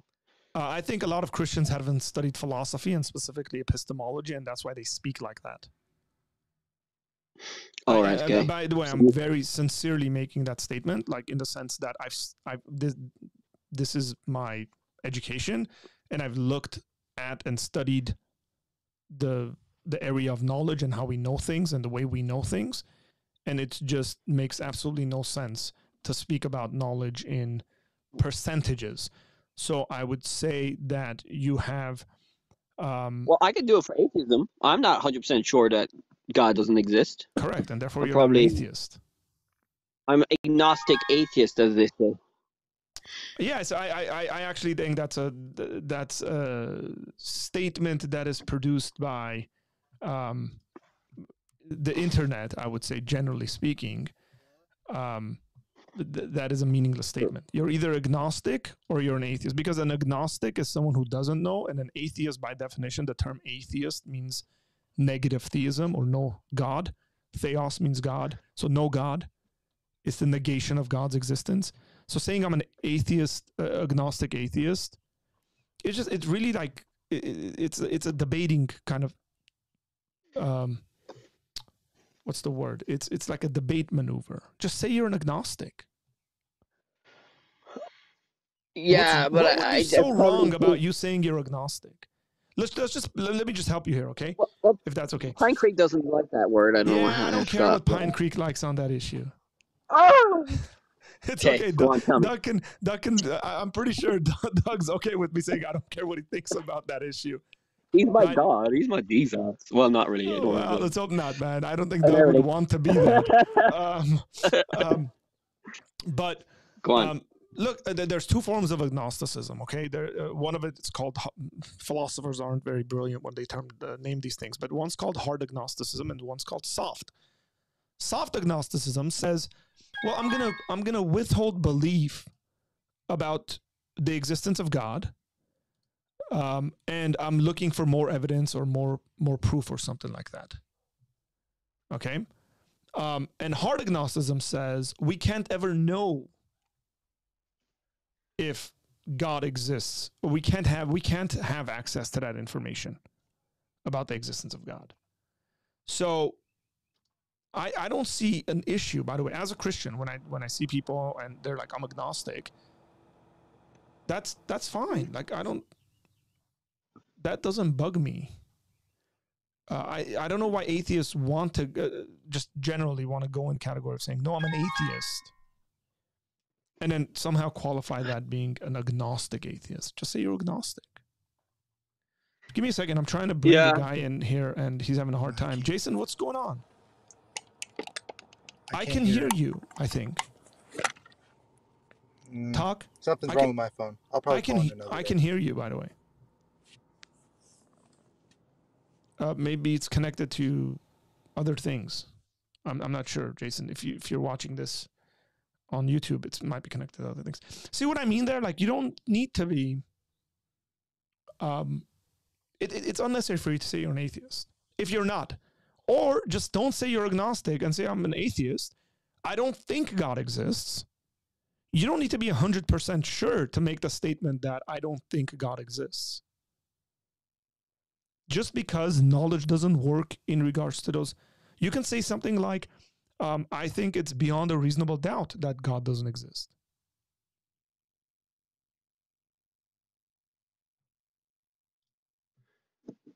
Sorry, I had you muted for a second there. Fair enough. I don't really care. I do. Well, anyway, atheists care more about that. Well, fuck. Anyway, so what else do I want to talk about? So you were talking about Calvinism. Yeah. But like, geez, there's a lot of stuff in the Bible that's not really nice, don't you think? Not very. Yeah, I think there's plenty of stuff in the Bible that aren't nice. Depends what we're talking about. I mean, but don't you think that a lot Lot's daughters rape them? Yeah, that's pretty bad. Like, Christians evolve. Like, if I heard that Christians like don't follow a lot of the stuff in the Old Testament and stuff. Correct. Is that because they follow the New Testament? Do you know what the word testament means? Hang on. Do you know what the word testament means? No. It means covenant. Do you know what covenant means? No. Contract. Loosely defined. So by the fact that the Christian is looking at the Bible, and by the major divisions we have in the Bible, we have an Old Testament, an old way where God relates to his people, and a newer way where God relates to his people. Okay? And so there's covenantal obligations.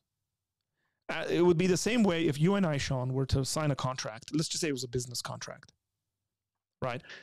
That contract would have different stipulations to it for that business. And if we were going to sign another contract later on, that would have maybe different stipulations to it. And it would be very weird for you to come in there and say, well, I know we're operating on the second contract, but why aren't you following the stipulations in the first contract?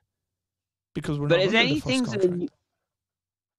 Okay, is there anything in the New Testament that you don't follow, that Christians don't follow? I'm pretty sure there's plenty of things that we as Christians don't follow, but that's not because we're excusing it and saying we shouldn't follow it. Rather, we don't follow it because maybe we're being rebellious towards it. See what I mean? So what are the controversial things? There. What are the controversial things in the New Testament that Christians don't follow? Well, is it homosexuality? Well, look, before the homosexuality thing, I think there's plenty of Christians, for example, who are fornicating. Sinners. Are they going to hell? No, not necessarily, because you don't just go to hell because you committed one sin. That's not Christian doctrine. But if you wait, what does fornication mean again? I'm not very smart. Sorry. I wouldn't say that. Being a beekeeper it requires a great deal of intelligence. Well, no, I just helped my dad. I was helping my dad. I didn't really. Yeah, like fornication is, right, having sex when you are not married. All right. Why, yeah, a lot of Christians now probably do that. Did you just come to your senses that you're a fornicator? That expression was like, oh, no. I just found out how dumb I am. I just was like, oh my God, why don't I know this stuff? It's not a word that gets used in the public sphere. It's funny, the last person I know that publicly would speak about fornication and use that word was Mike Tyson. He would say things like, I like fornicating. This is like when he was fighting. But Yeah, I mean, so I think there's a lot of Christians that don't follow. But again, there's a big difference between saying we are not contractually obligated to God to follow those laws, as opposed to we're just not going to follow it because we're given into sin or we're being rebellious or something like that. Hey, Jason, can you hear me?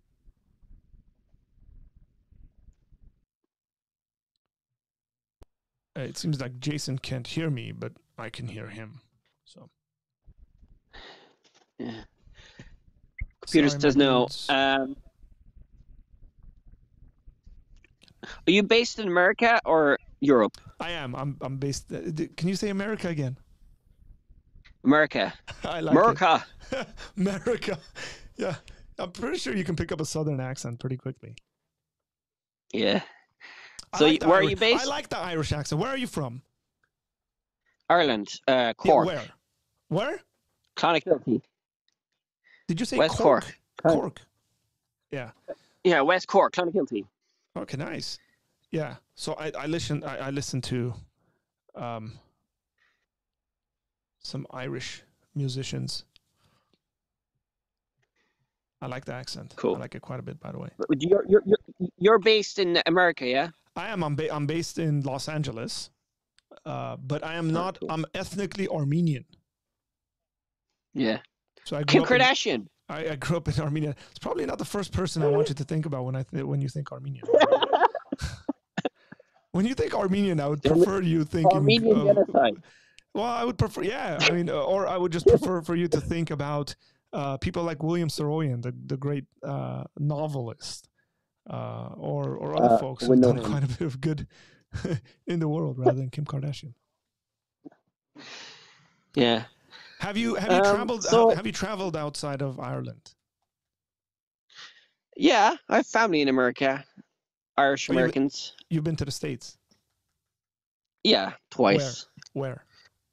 Boston, Massachusetts. Yeah. Irish Americans. Yes, you've been to where the Irish immigrated to.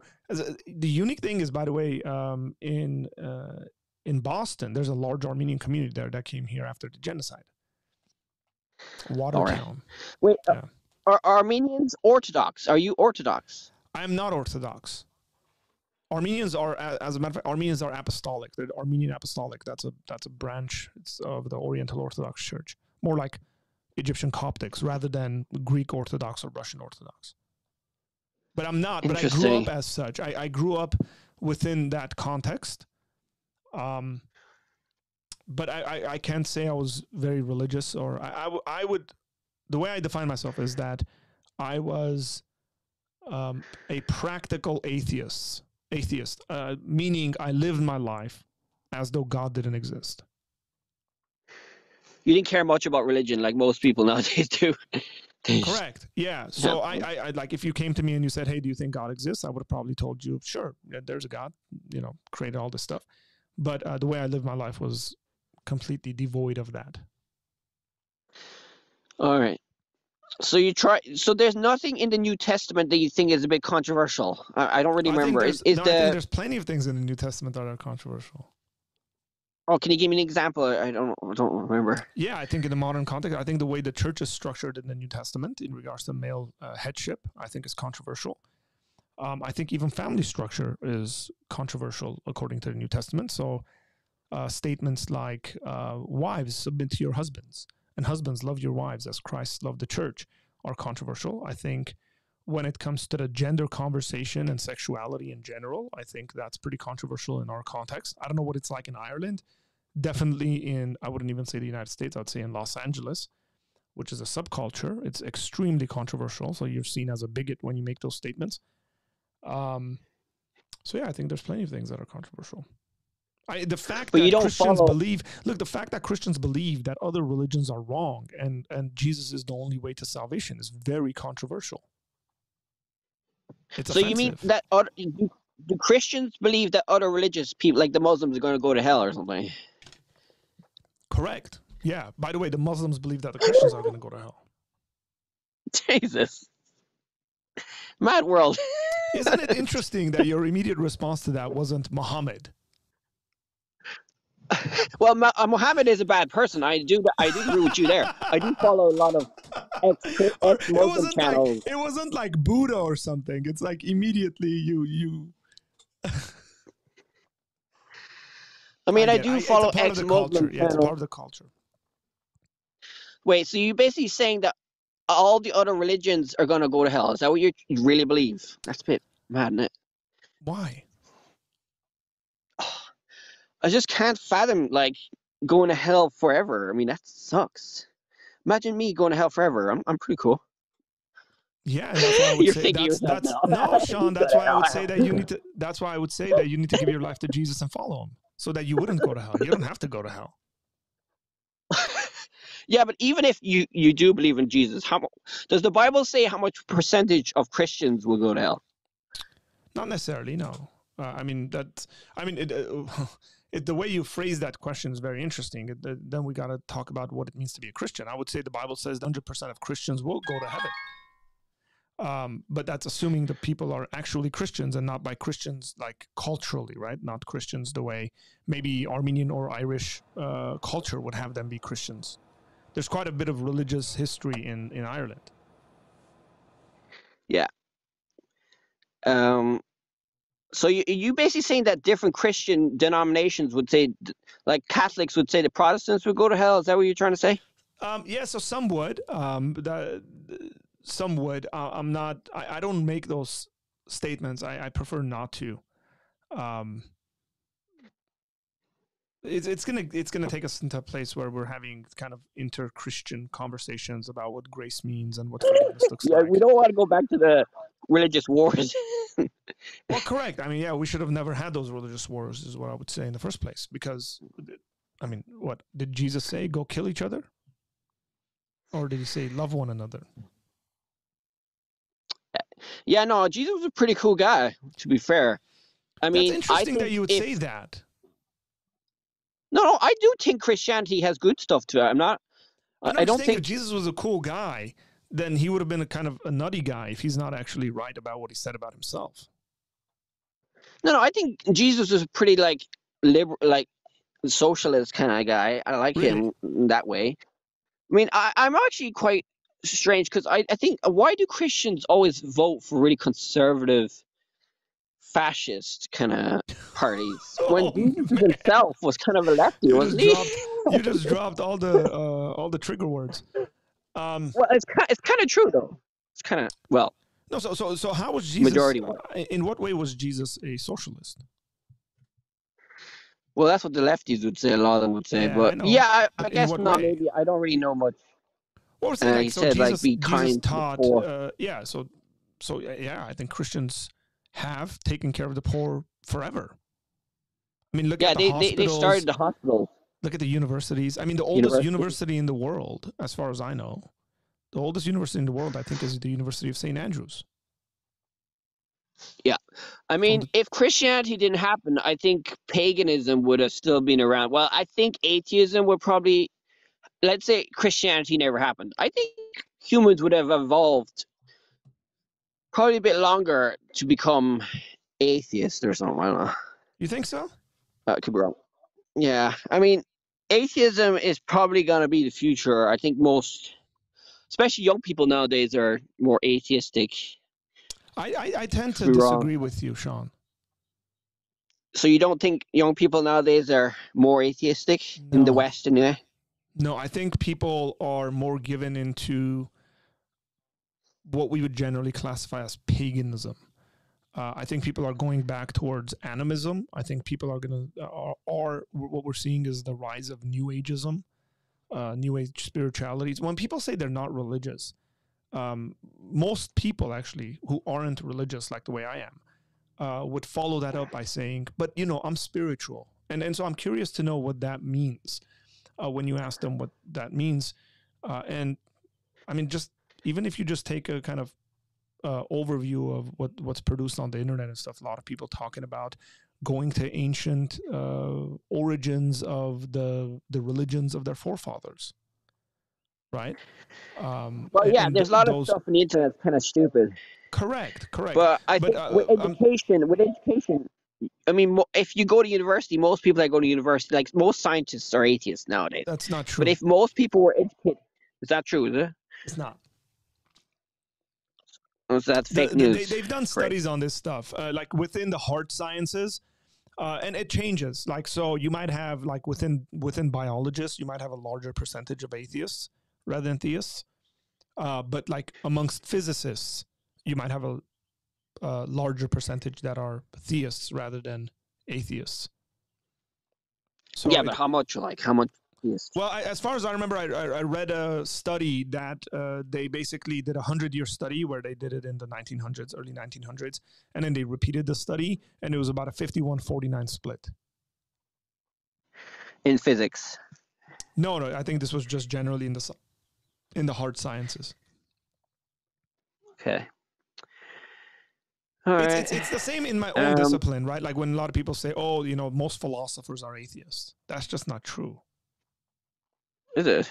Yeah, like most PhD holding philosophers actually are, they could be deists, they could hold to what's called the God of the philosophers, but they're not atheists. Not that there aren't atheists, obviously there are, but to say most are would just not be fair. Do you ever watch Myth Vision? I do, yeah. I follow his channel. I'm subscribed to it. What do you think? It's pretty... I think it's pretty cool. I think it's pretty good. So I'll tell you this, because of my education, I have a bachelor's degree in biblical studies, and I have a master's in philosophy from a seminary. I don't think any of the stuff that I've seen on Myth Vision is not stuff that I've studied. Okay. So these are all things I studied in Bible college, whether that's the background of the polytheistic background, or like words used for God or terms used for God or how temples are set up. I think generally I'm like, whenever I watch Myth Vision, it's, well, I know that information, or I disagree with the conclusion. But yeah, I mean. But do you ever doubt yourself? I doubt myself all the time. You're like, I mean, you know that some conspiracy. I mean, if Christianity is a lie, that's just the biggest con job ever. Sorry, if what was that? I mean, if Christianity or all religions are a lie, it's basically just a giant conspiracy theory. Correct. Yeah, I mean, that's a big giant. That's a big giant if. Yeah, it's a big fail, like, for humanity. But I mean, to be fair, I think society can still function in a lie. I mean, you can still have a philosophy that's a lie. I mean, even if atheism were true, we could still have a functioning society, morals that are not really true. You know what I mean? Yeah, I wouldn't necessarily disagree with that. Yeah. I think plenty of societies could be built on lies.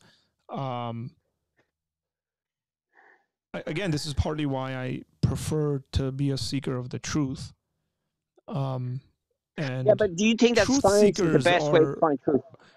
Truth seekers are nuances to society. Yeah, but don't you think that the scientific method is the best way to find truth? Well, to be fair, history doesn't really use... Well, history does use science, to be fair. Correct. But do you think that philosophy uses science? So they don't... Well, so I don't think the scientific method is the best way to find truth. I think it is a way to find truth, and it's a way to find a certain kind of truth. There's plenty of things science cannot help us in. It doesn't have the ability to help us in. You're talking about philosophy and religion, the spiritual. Yeah, but by the way, I would distinguish between philosophy and religion. Those are two different kind of studies. But what I would say is, like, for example, like, how do we know that we should do science a certain way? Well, I guess people figured it out smarter than me through the scientific method, mainly. Yeah. Yeah, there is no such thing as a scientific method. I would say that there are scientific methods. You can go look that up. But one of the things I would say is, like, for example, in order for science to function, it has to presuppose and think that there is an external world. Correct? for science to function, you need an external world. You have to believe that there's an external world. What do you mean by external world? Like the world outside of your mind actually exists. You mean like a spirit or soul? No. I mean like the world outside of your perceptions and your mind.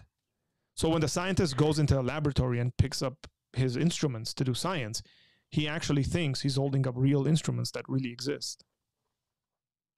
Okay. How does he know that's true? His senses or something? What do you mean by outside of his mind? Like, right, like we have perceptions that are internally apparent to us. So it's your own perception of the world. Like if you look out the window, you might see a green tree. There's a difference between your perception of the green tree and then the actual existence of that tree. You could be having a mirage. Okay. So you're saying that there could be like parallel universes or something, or where the brain is tricking us? The best way you can think about this is maybe think like in the Matrix, the movies. Like your brain. You're talking about like the brain. Like in reality, it's not really how it is; it's how the brain perceives it. Correct. Yeah. You're talking about like is in order. What's the theory there in physics? Yeah. So what I'm saying is that the scientist presupposes the existence of the external world in order for him to do science. But also, let me ask you this. There's another thing that's very important. Like, would you think it's wrong for us to like experiment on innocent little children to find scientific discoveries? Like by torturing them?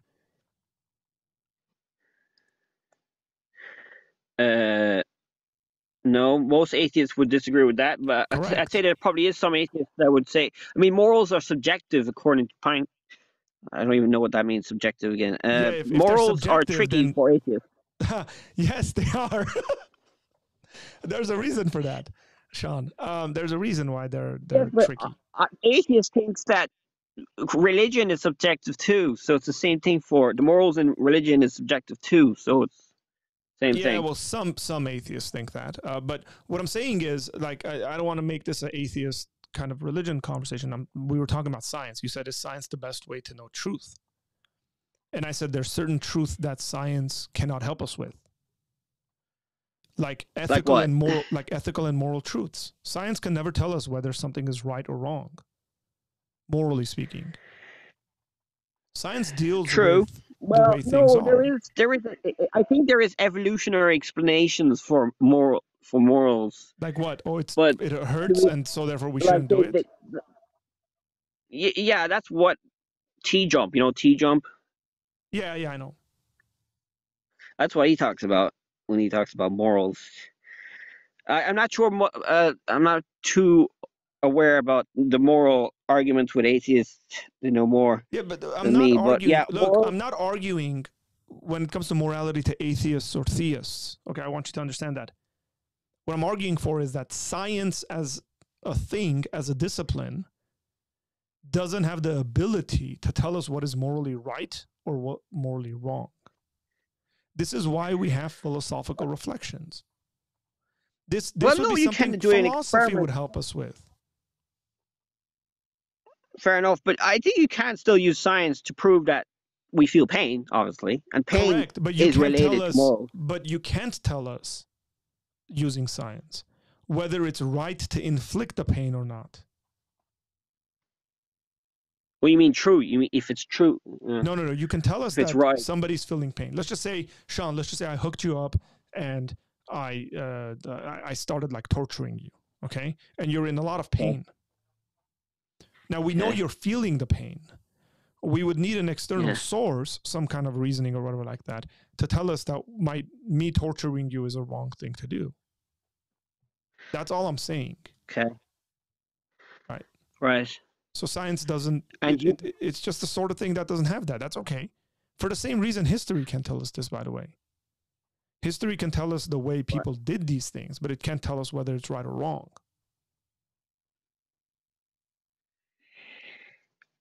Yeah, I'm not really. Yeah, okay. I really understand. But yeah, okay. So morals are a bit tricky for atheists, but it's tricky for. I think it's tricky for religious people too. Do you know what I mean? Yeah, I wouldn't disagree with that. I think morals are tricky. Yeah. The question is not whether morals are tricky or not. The question is whether there is a basis for the morals. So if I say genocide is always wrong, or rape is always wrong, or torturing little babies for fun is always wrong, the question is, what's the basis for that? Is the basis me? Is the basis my social conventions? Like, what's the basis? Is the basis God? Well, obviously, if God's real, you would believe what he says, and he says it's wrong. But if he's not real, then atheists would say subjective, basically. Correct. So And basically, there's to be probably fair to aliens the out there. atheists, not all atheists will agree on this matter.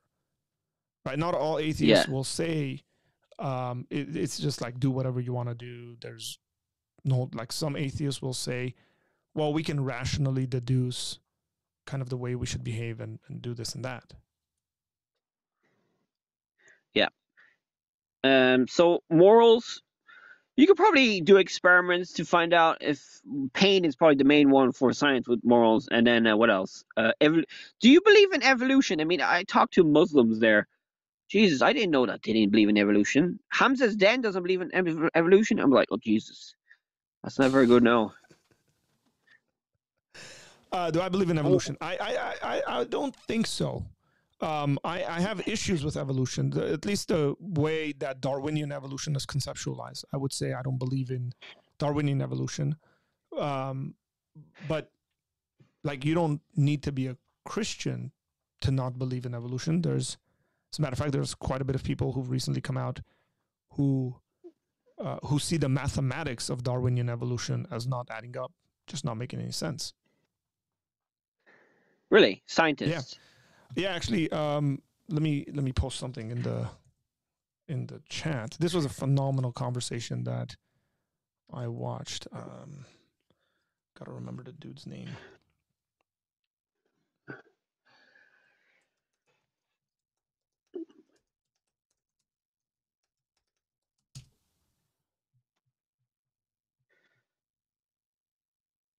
Here it is.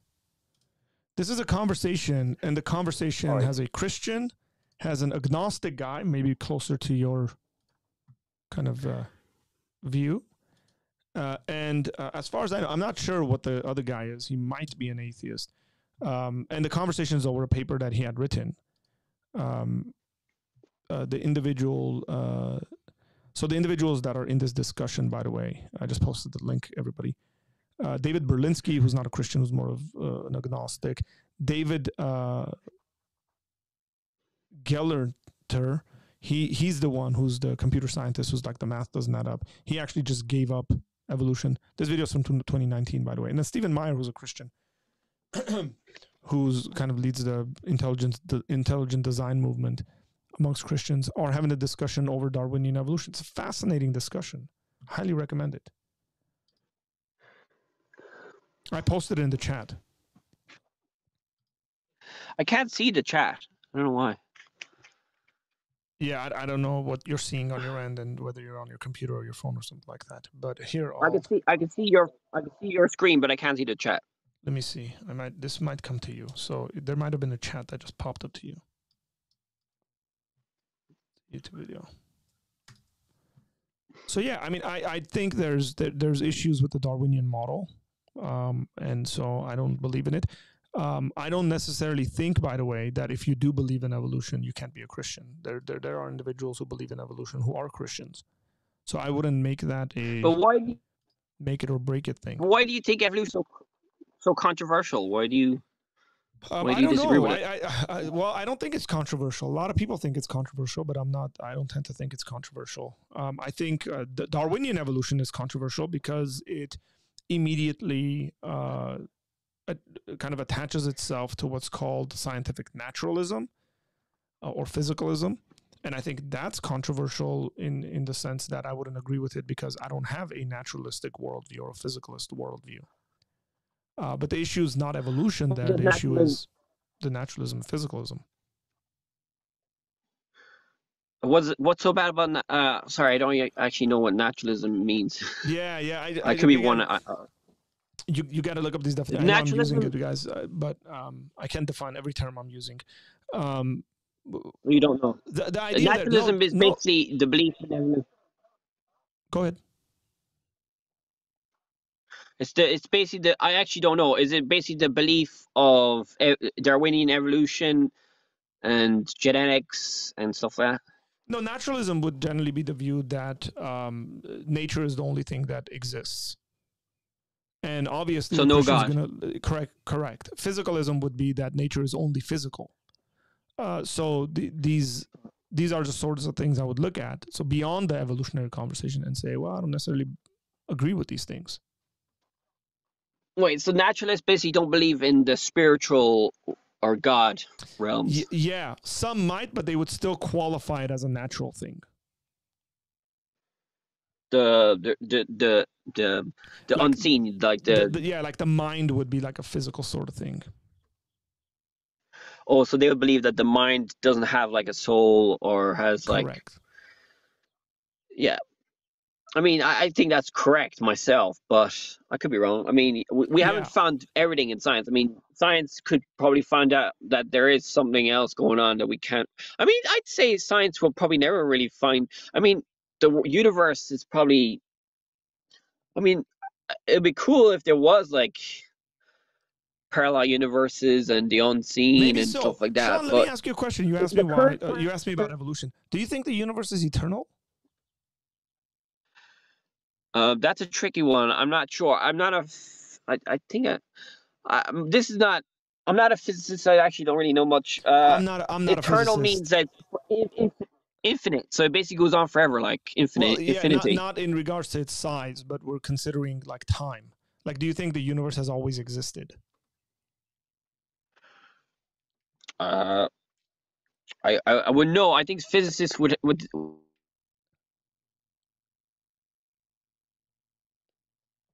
We lost you, Sean. What? Sorry, we lost you. I lost you at physicist would, and then I didn't hear anything else. Yeah, sorry, it's my internet. So there's different theories. Physicists don't really agree on that, don't they? Yeah, but it's not that open, right? Like most physicists today believe that the universe had a beginning with a Big Bang. Okay. So you're then implying that God created the Big Bang.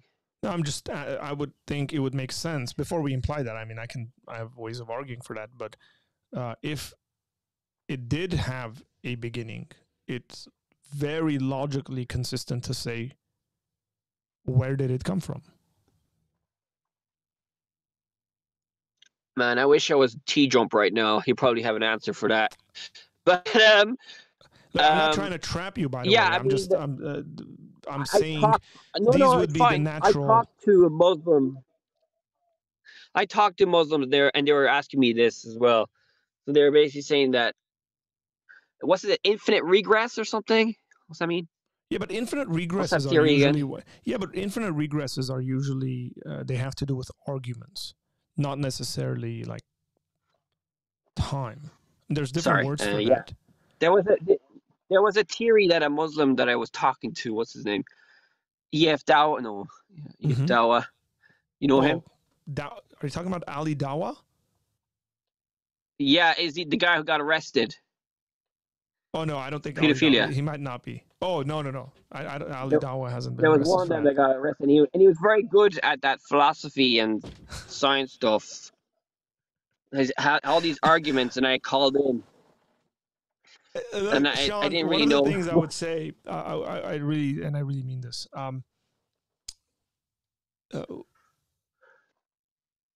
If you're going to jump into conversations like this, and it's not necessarily a bad thing that you're listening to T-Jump and you're listening to Pine Creek, but one of the things I would say is read or listen to physicists from both sides who are having a conversation about these things. Look, I'm not a physicist, and I can rely on physicists on certain things. I tend to be stronger when it comes to philosophical notions and philosophical arguments because that's what I've studied. I would consider myself a philosopher, even though I don't have a PhD. But I would just say, if you're going to get into these conversations with theists, Muslims, Christians, know the counter. So typically, I'll give you exactly this, right? Just to help you out. When it comes to the beginning of the universe, the conversation is going to flow something like, everything that begins to exist has a cause. The universe began to exist, therefore the universe has a cause. And then we talk about what that cause is. So if you're going to reject and you that, think it's God. well, yeah, I think you can conclude that it's God. I don't think the conclusion necessarily follows that it's God. But if you're going to reject that, you're going to have to reject either premise 1 or premise 2. So either you're going to have to say, so if I say everything that begins to exist has a cause, some people might say that's not true, that everything that begins to exist has a cause. That I would say that's a very difficult burden to take on yourself, because the follow-up question to that would be, can you think about the sort of stuff that could have a beginning without any cause? And so you're going to have a hard time there. Typically, the atheists will go after the second point and say that the universe had a beginning. So they'll fall back and say, well, the Big Bang is not necessarily the ultimate beginning. They fall into areas like a multiverse theory. They talk about an oscillating universe theory. Like, you should know these things is what I'm saying. Okay. Oh, so you're basically saying that if there is atheists are tricked, because if there is a beginning, then the atheists are going to be they're going to doubt themselves and think, oh, maybe there is a God.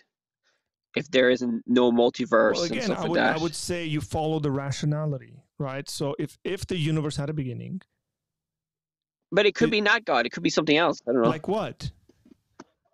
Well, if there's a beginning, it could be, I don't know, something else than God. Let's just play a game. Like some what? Physicists say there's some terms I think I heard physicists say in the beginning there.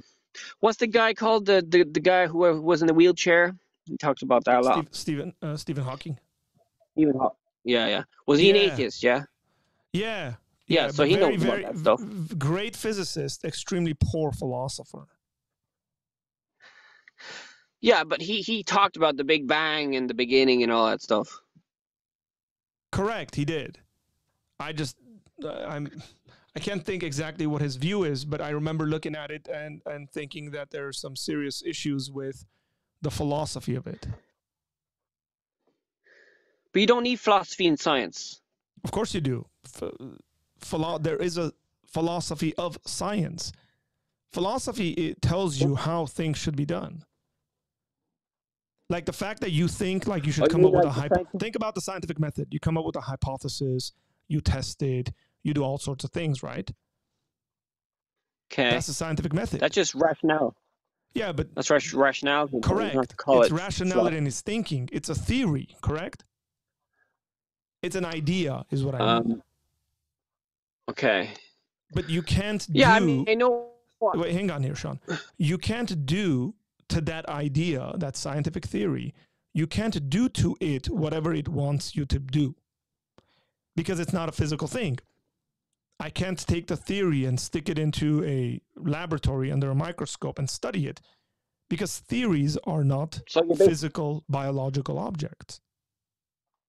Yeah, so basically the philosophy, okay, philosophy. Correct. So you need philosophy. But, this is why philosophy is a base discipline, meaning that it's the foundation of all disciplines.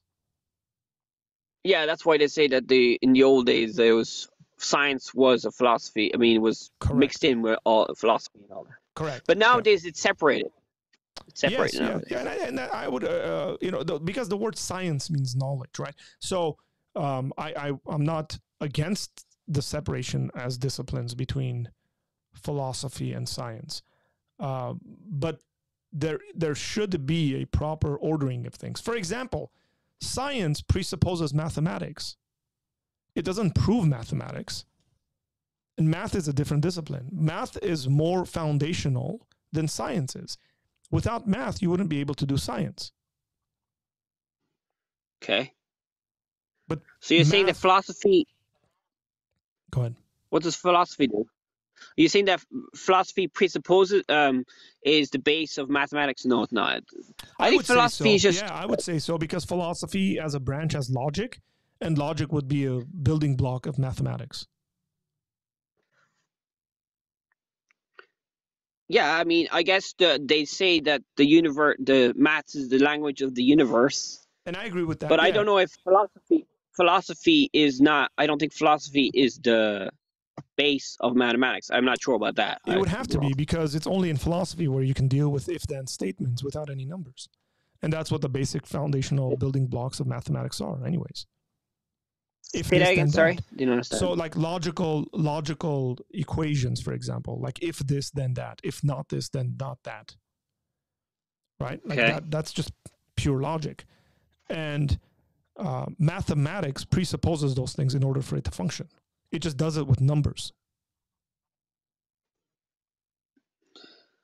Okay. All right. So I would say Fair enough. that I would just generally say philosophy is the foundation to thought. I mean, philosophy Yeah, but there's a lot of woo-woo. Philosophy does mean loving wisdom. Fair enough. But there's a lot of weird theories in philosophy, to be fair, no? Correct. There's all this philosophers. Yeah, but there's weird theories in there's math. different. There's weird theories in biology. I mean, that weirdness is not There's right and wrong standard. in philosophy, and there's right and wrong in religion, and there's right and wrong in science. Yes, sir. I agree. But we try and use our reasoning to find out which is right and wrong. Correct. And I think science is the main tool nowadays to find the truth. To find a certain kind of truth. I agree with you. What's the certain kind of truth that science can't find out? I just mentioned a couple earlier.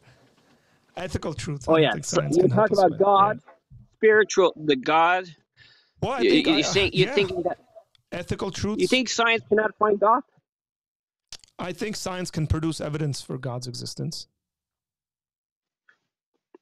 Okay. So do you have any examples? Yeah, like a lot of people use what's commonly called the design argument, which is a teleological argument.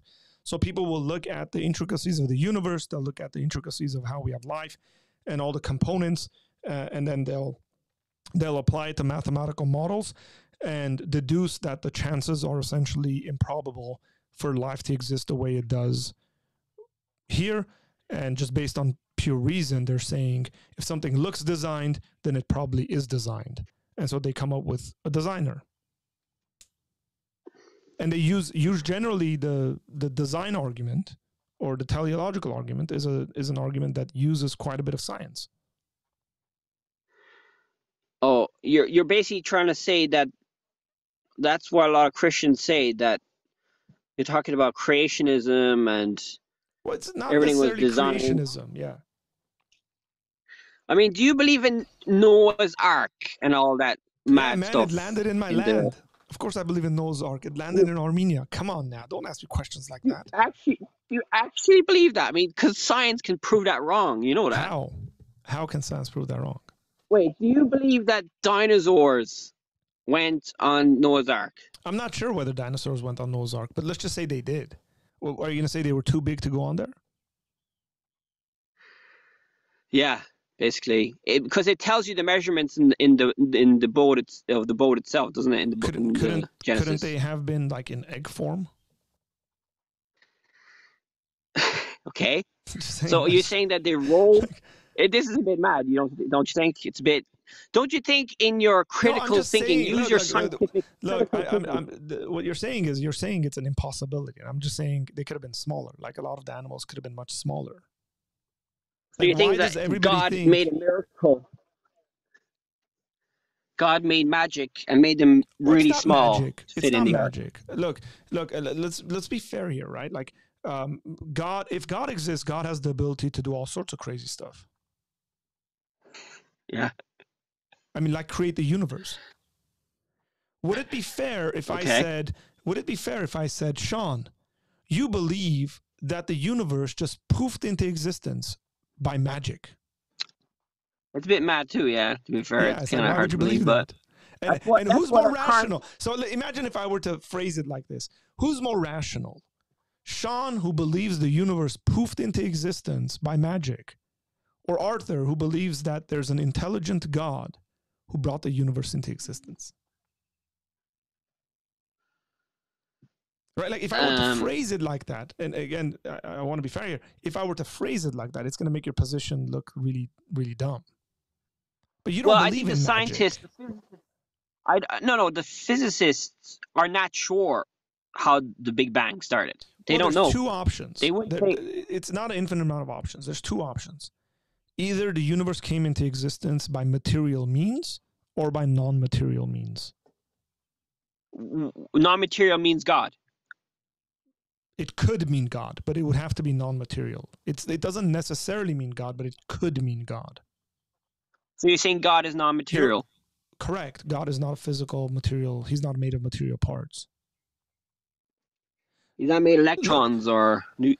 No, God wouldn't have a weight or a height or something like that. He wouldn't be physical in that sense.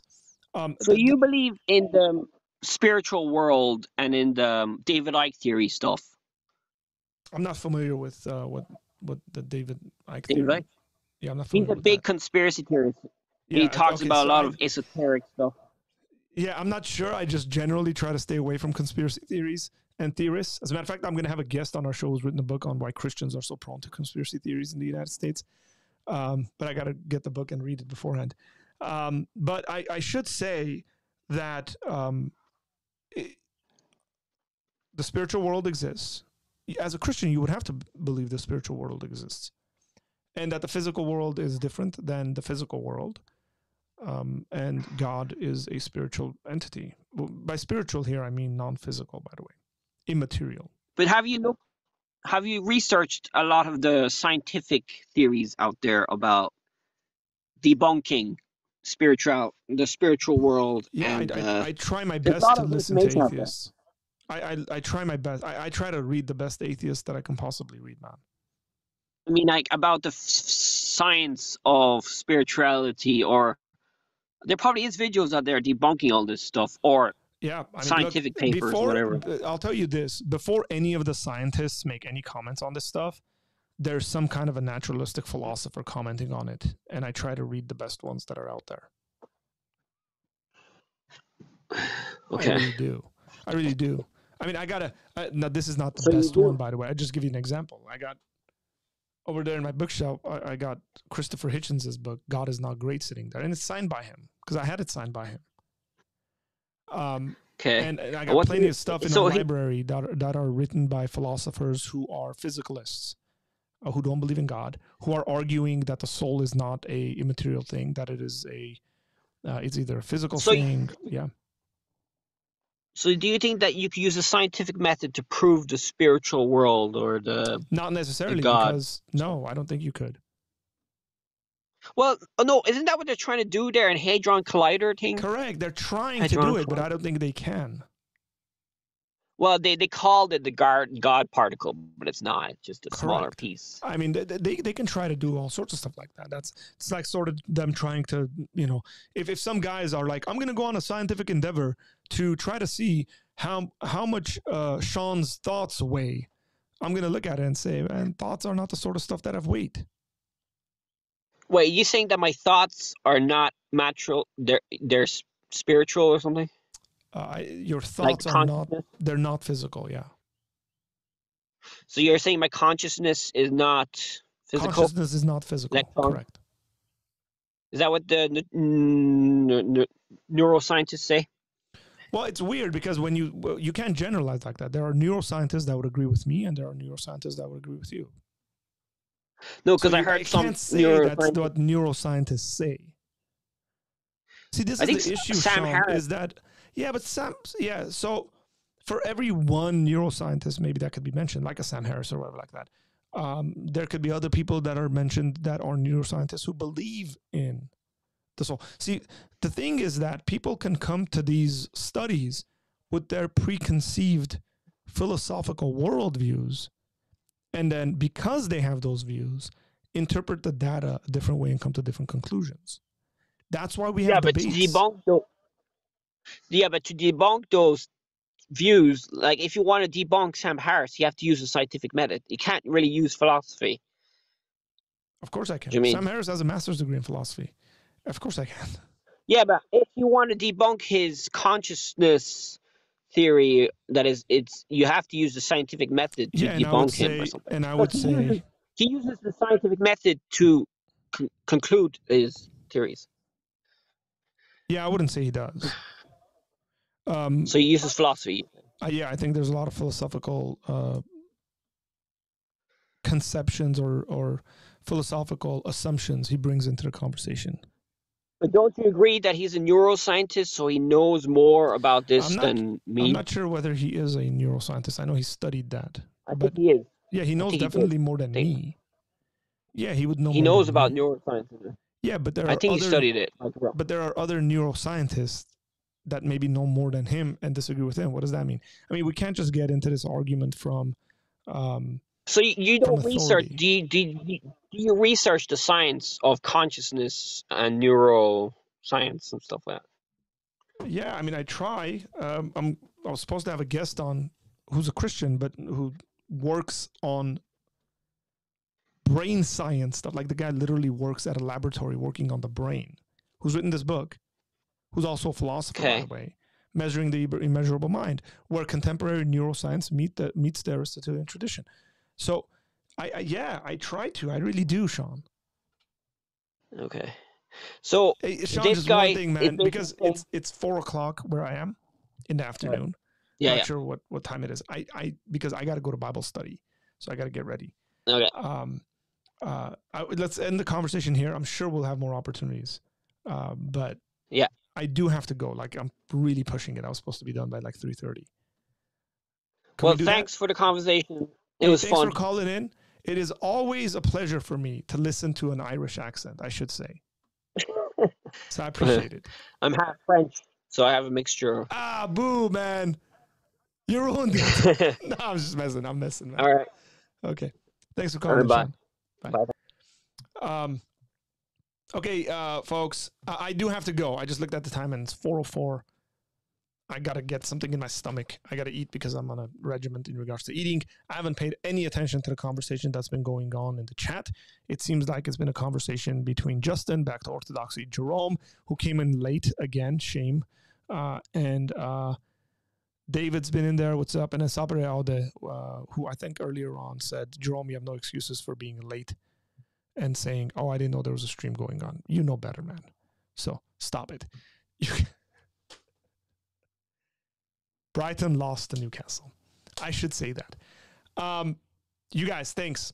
I hope you guys are enjoying these streams. I'm enjoying them. Welcome to all the folks who are not Christians who into this chat. And I thank you guys for actually calling in and having these discussions.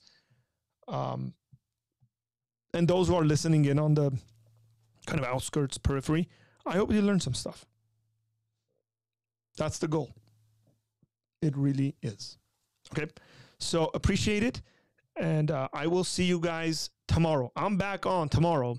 And I think I'm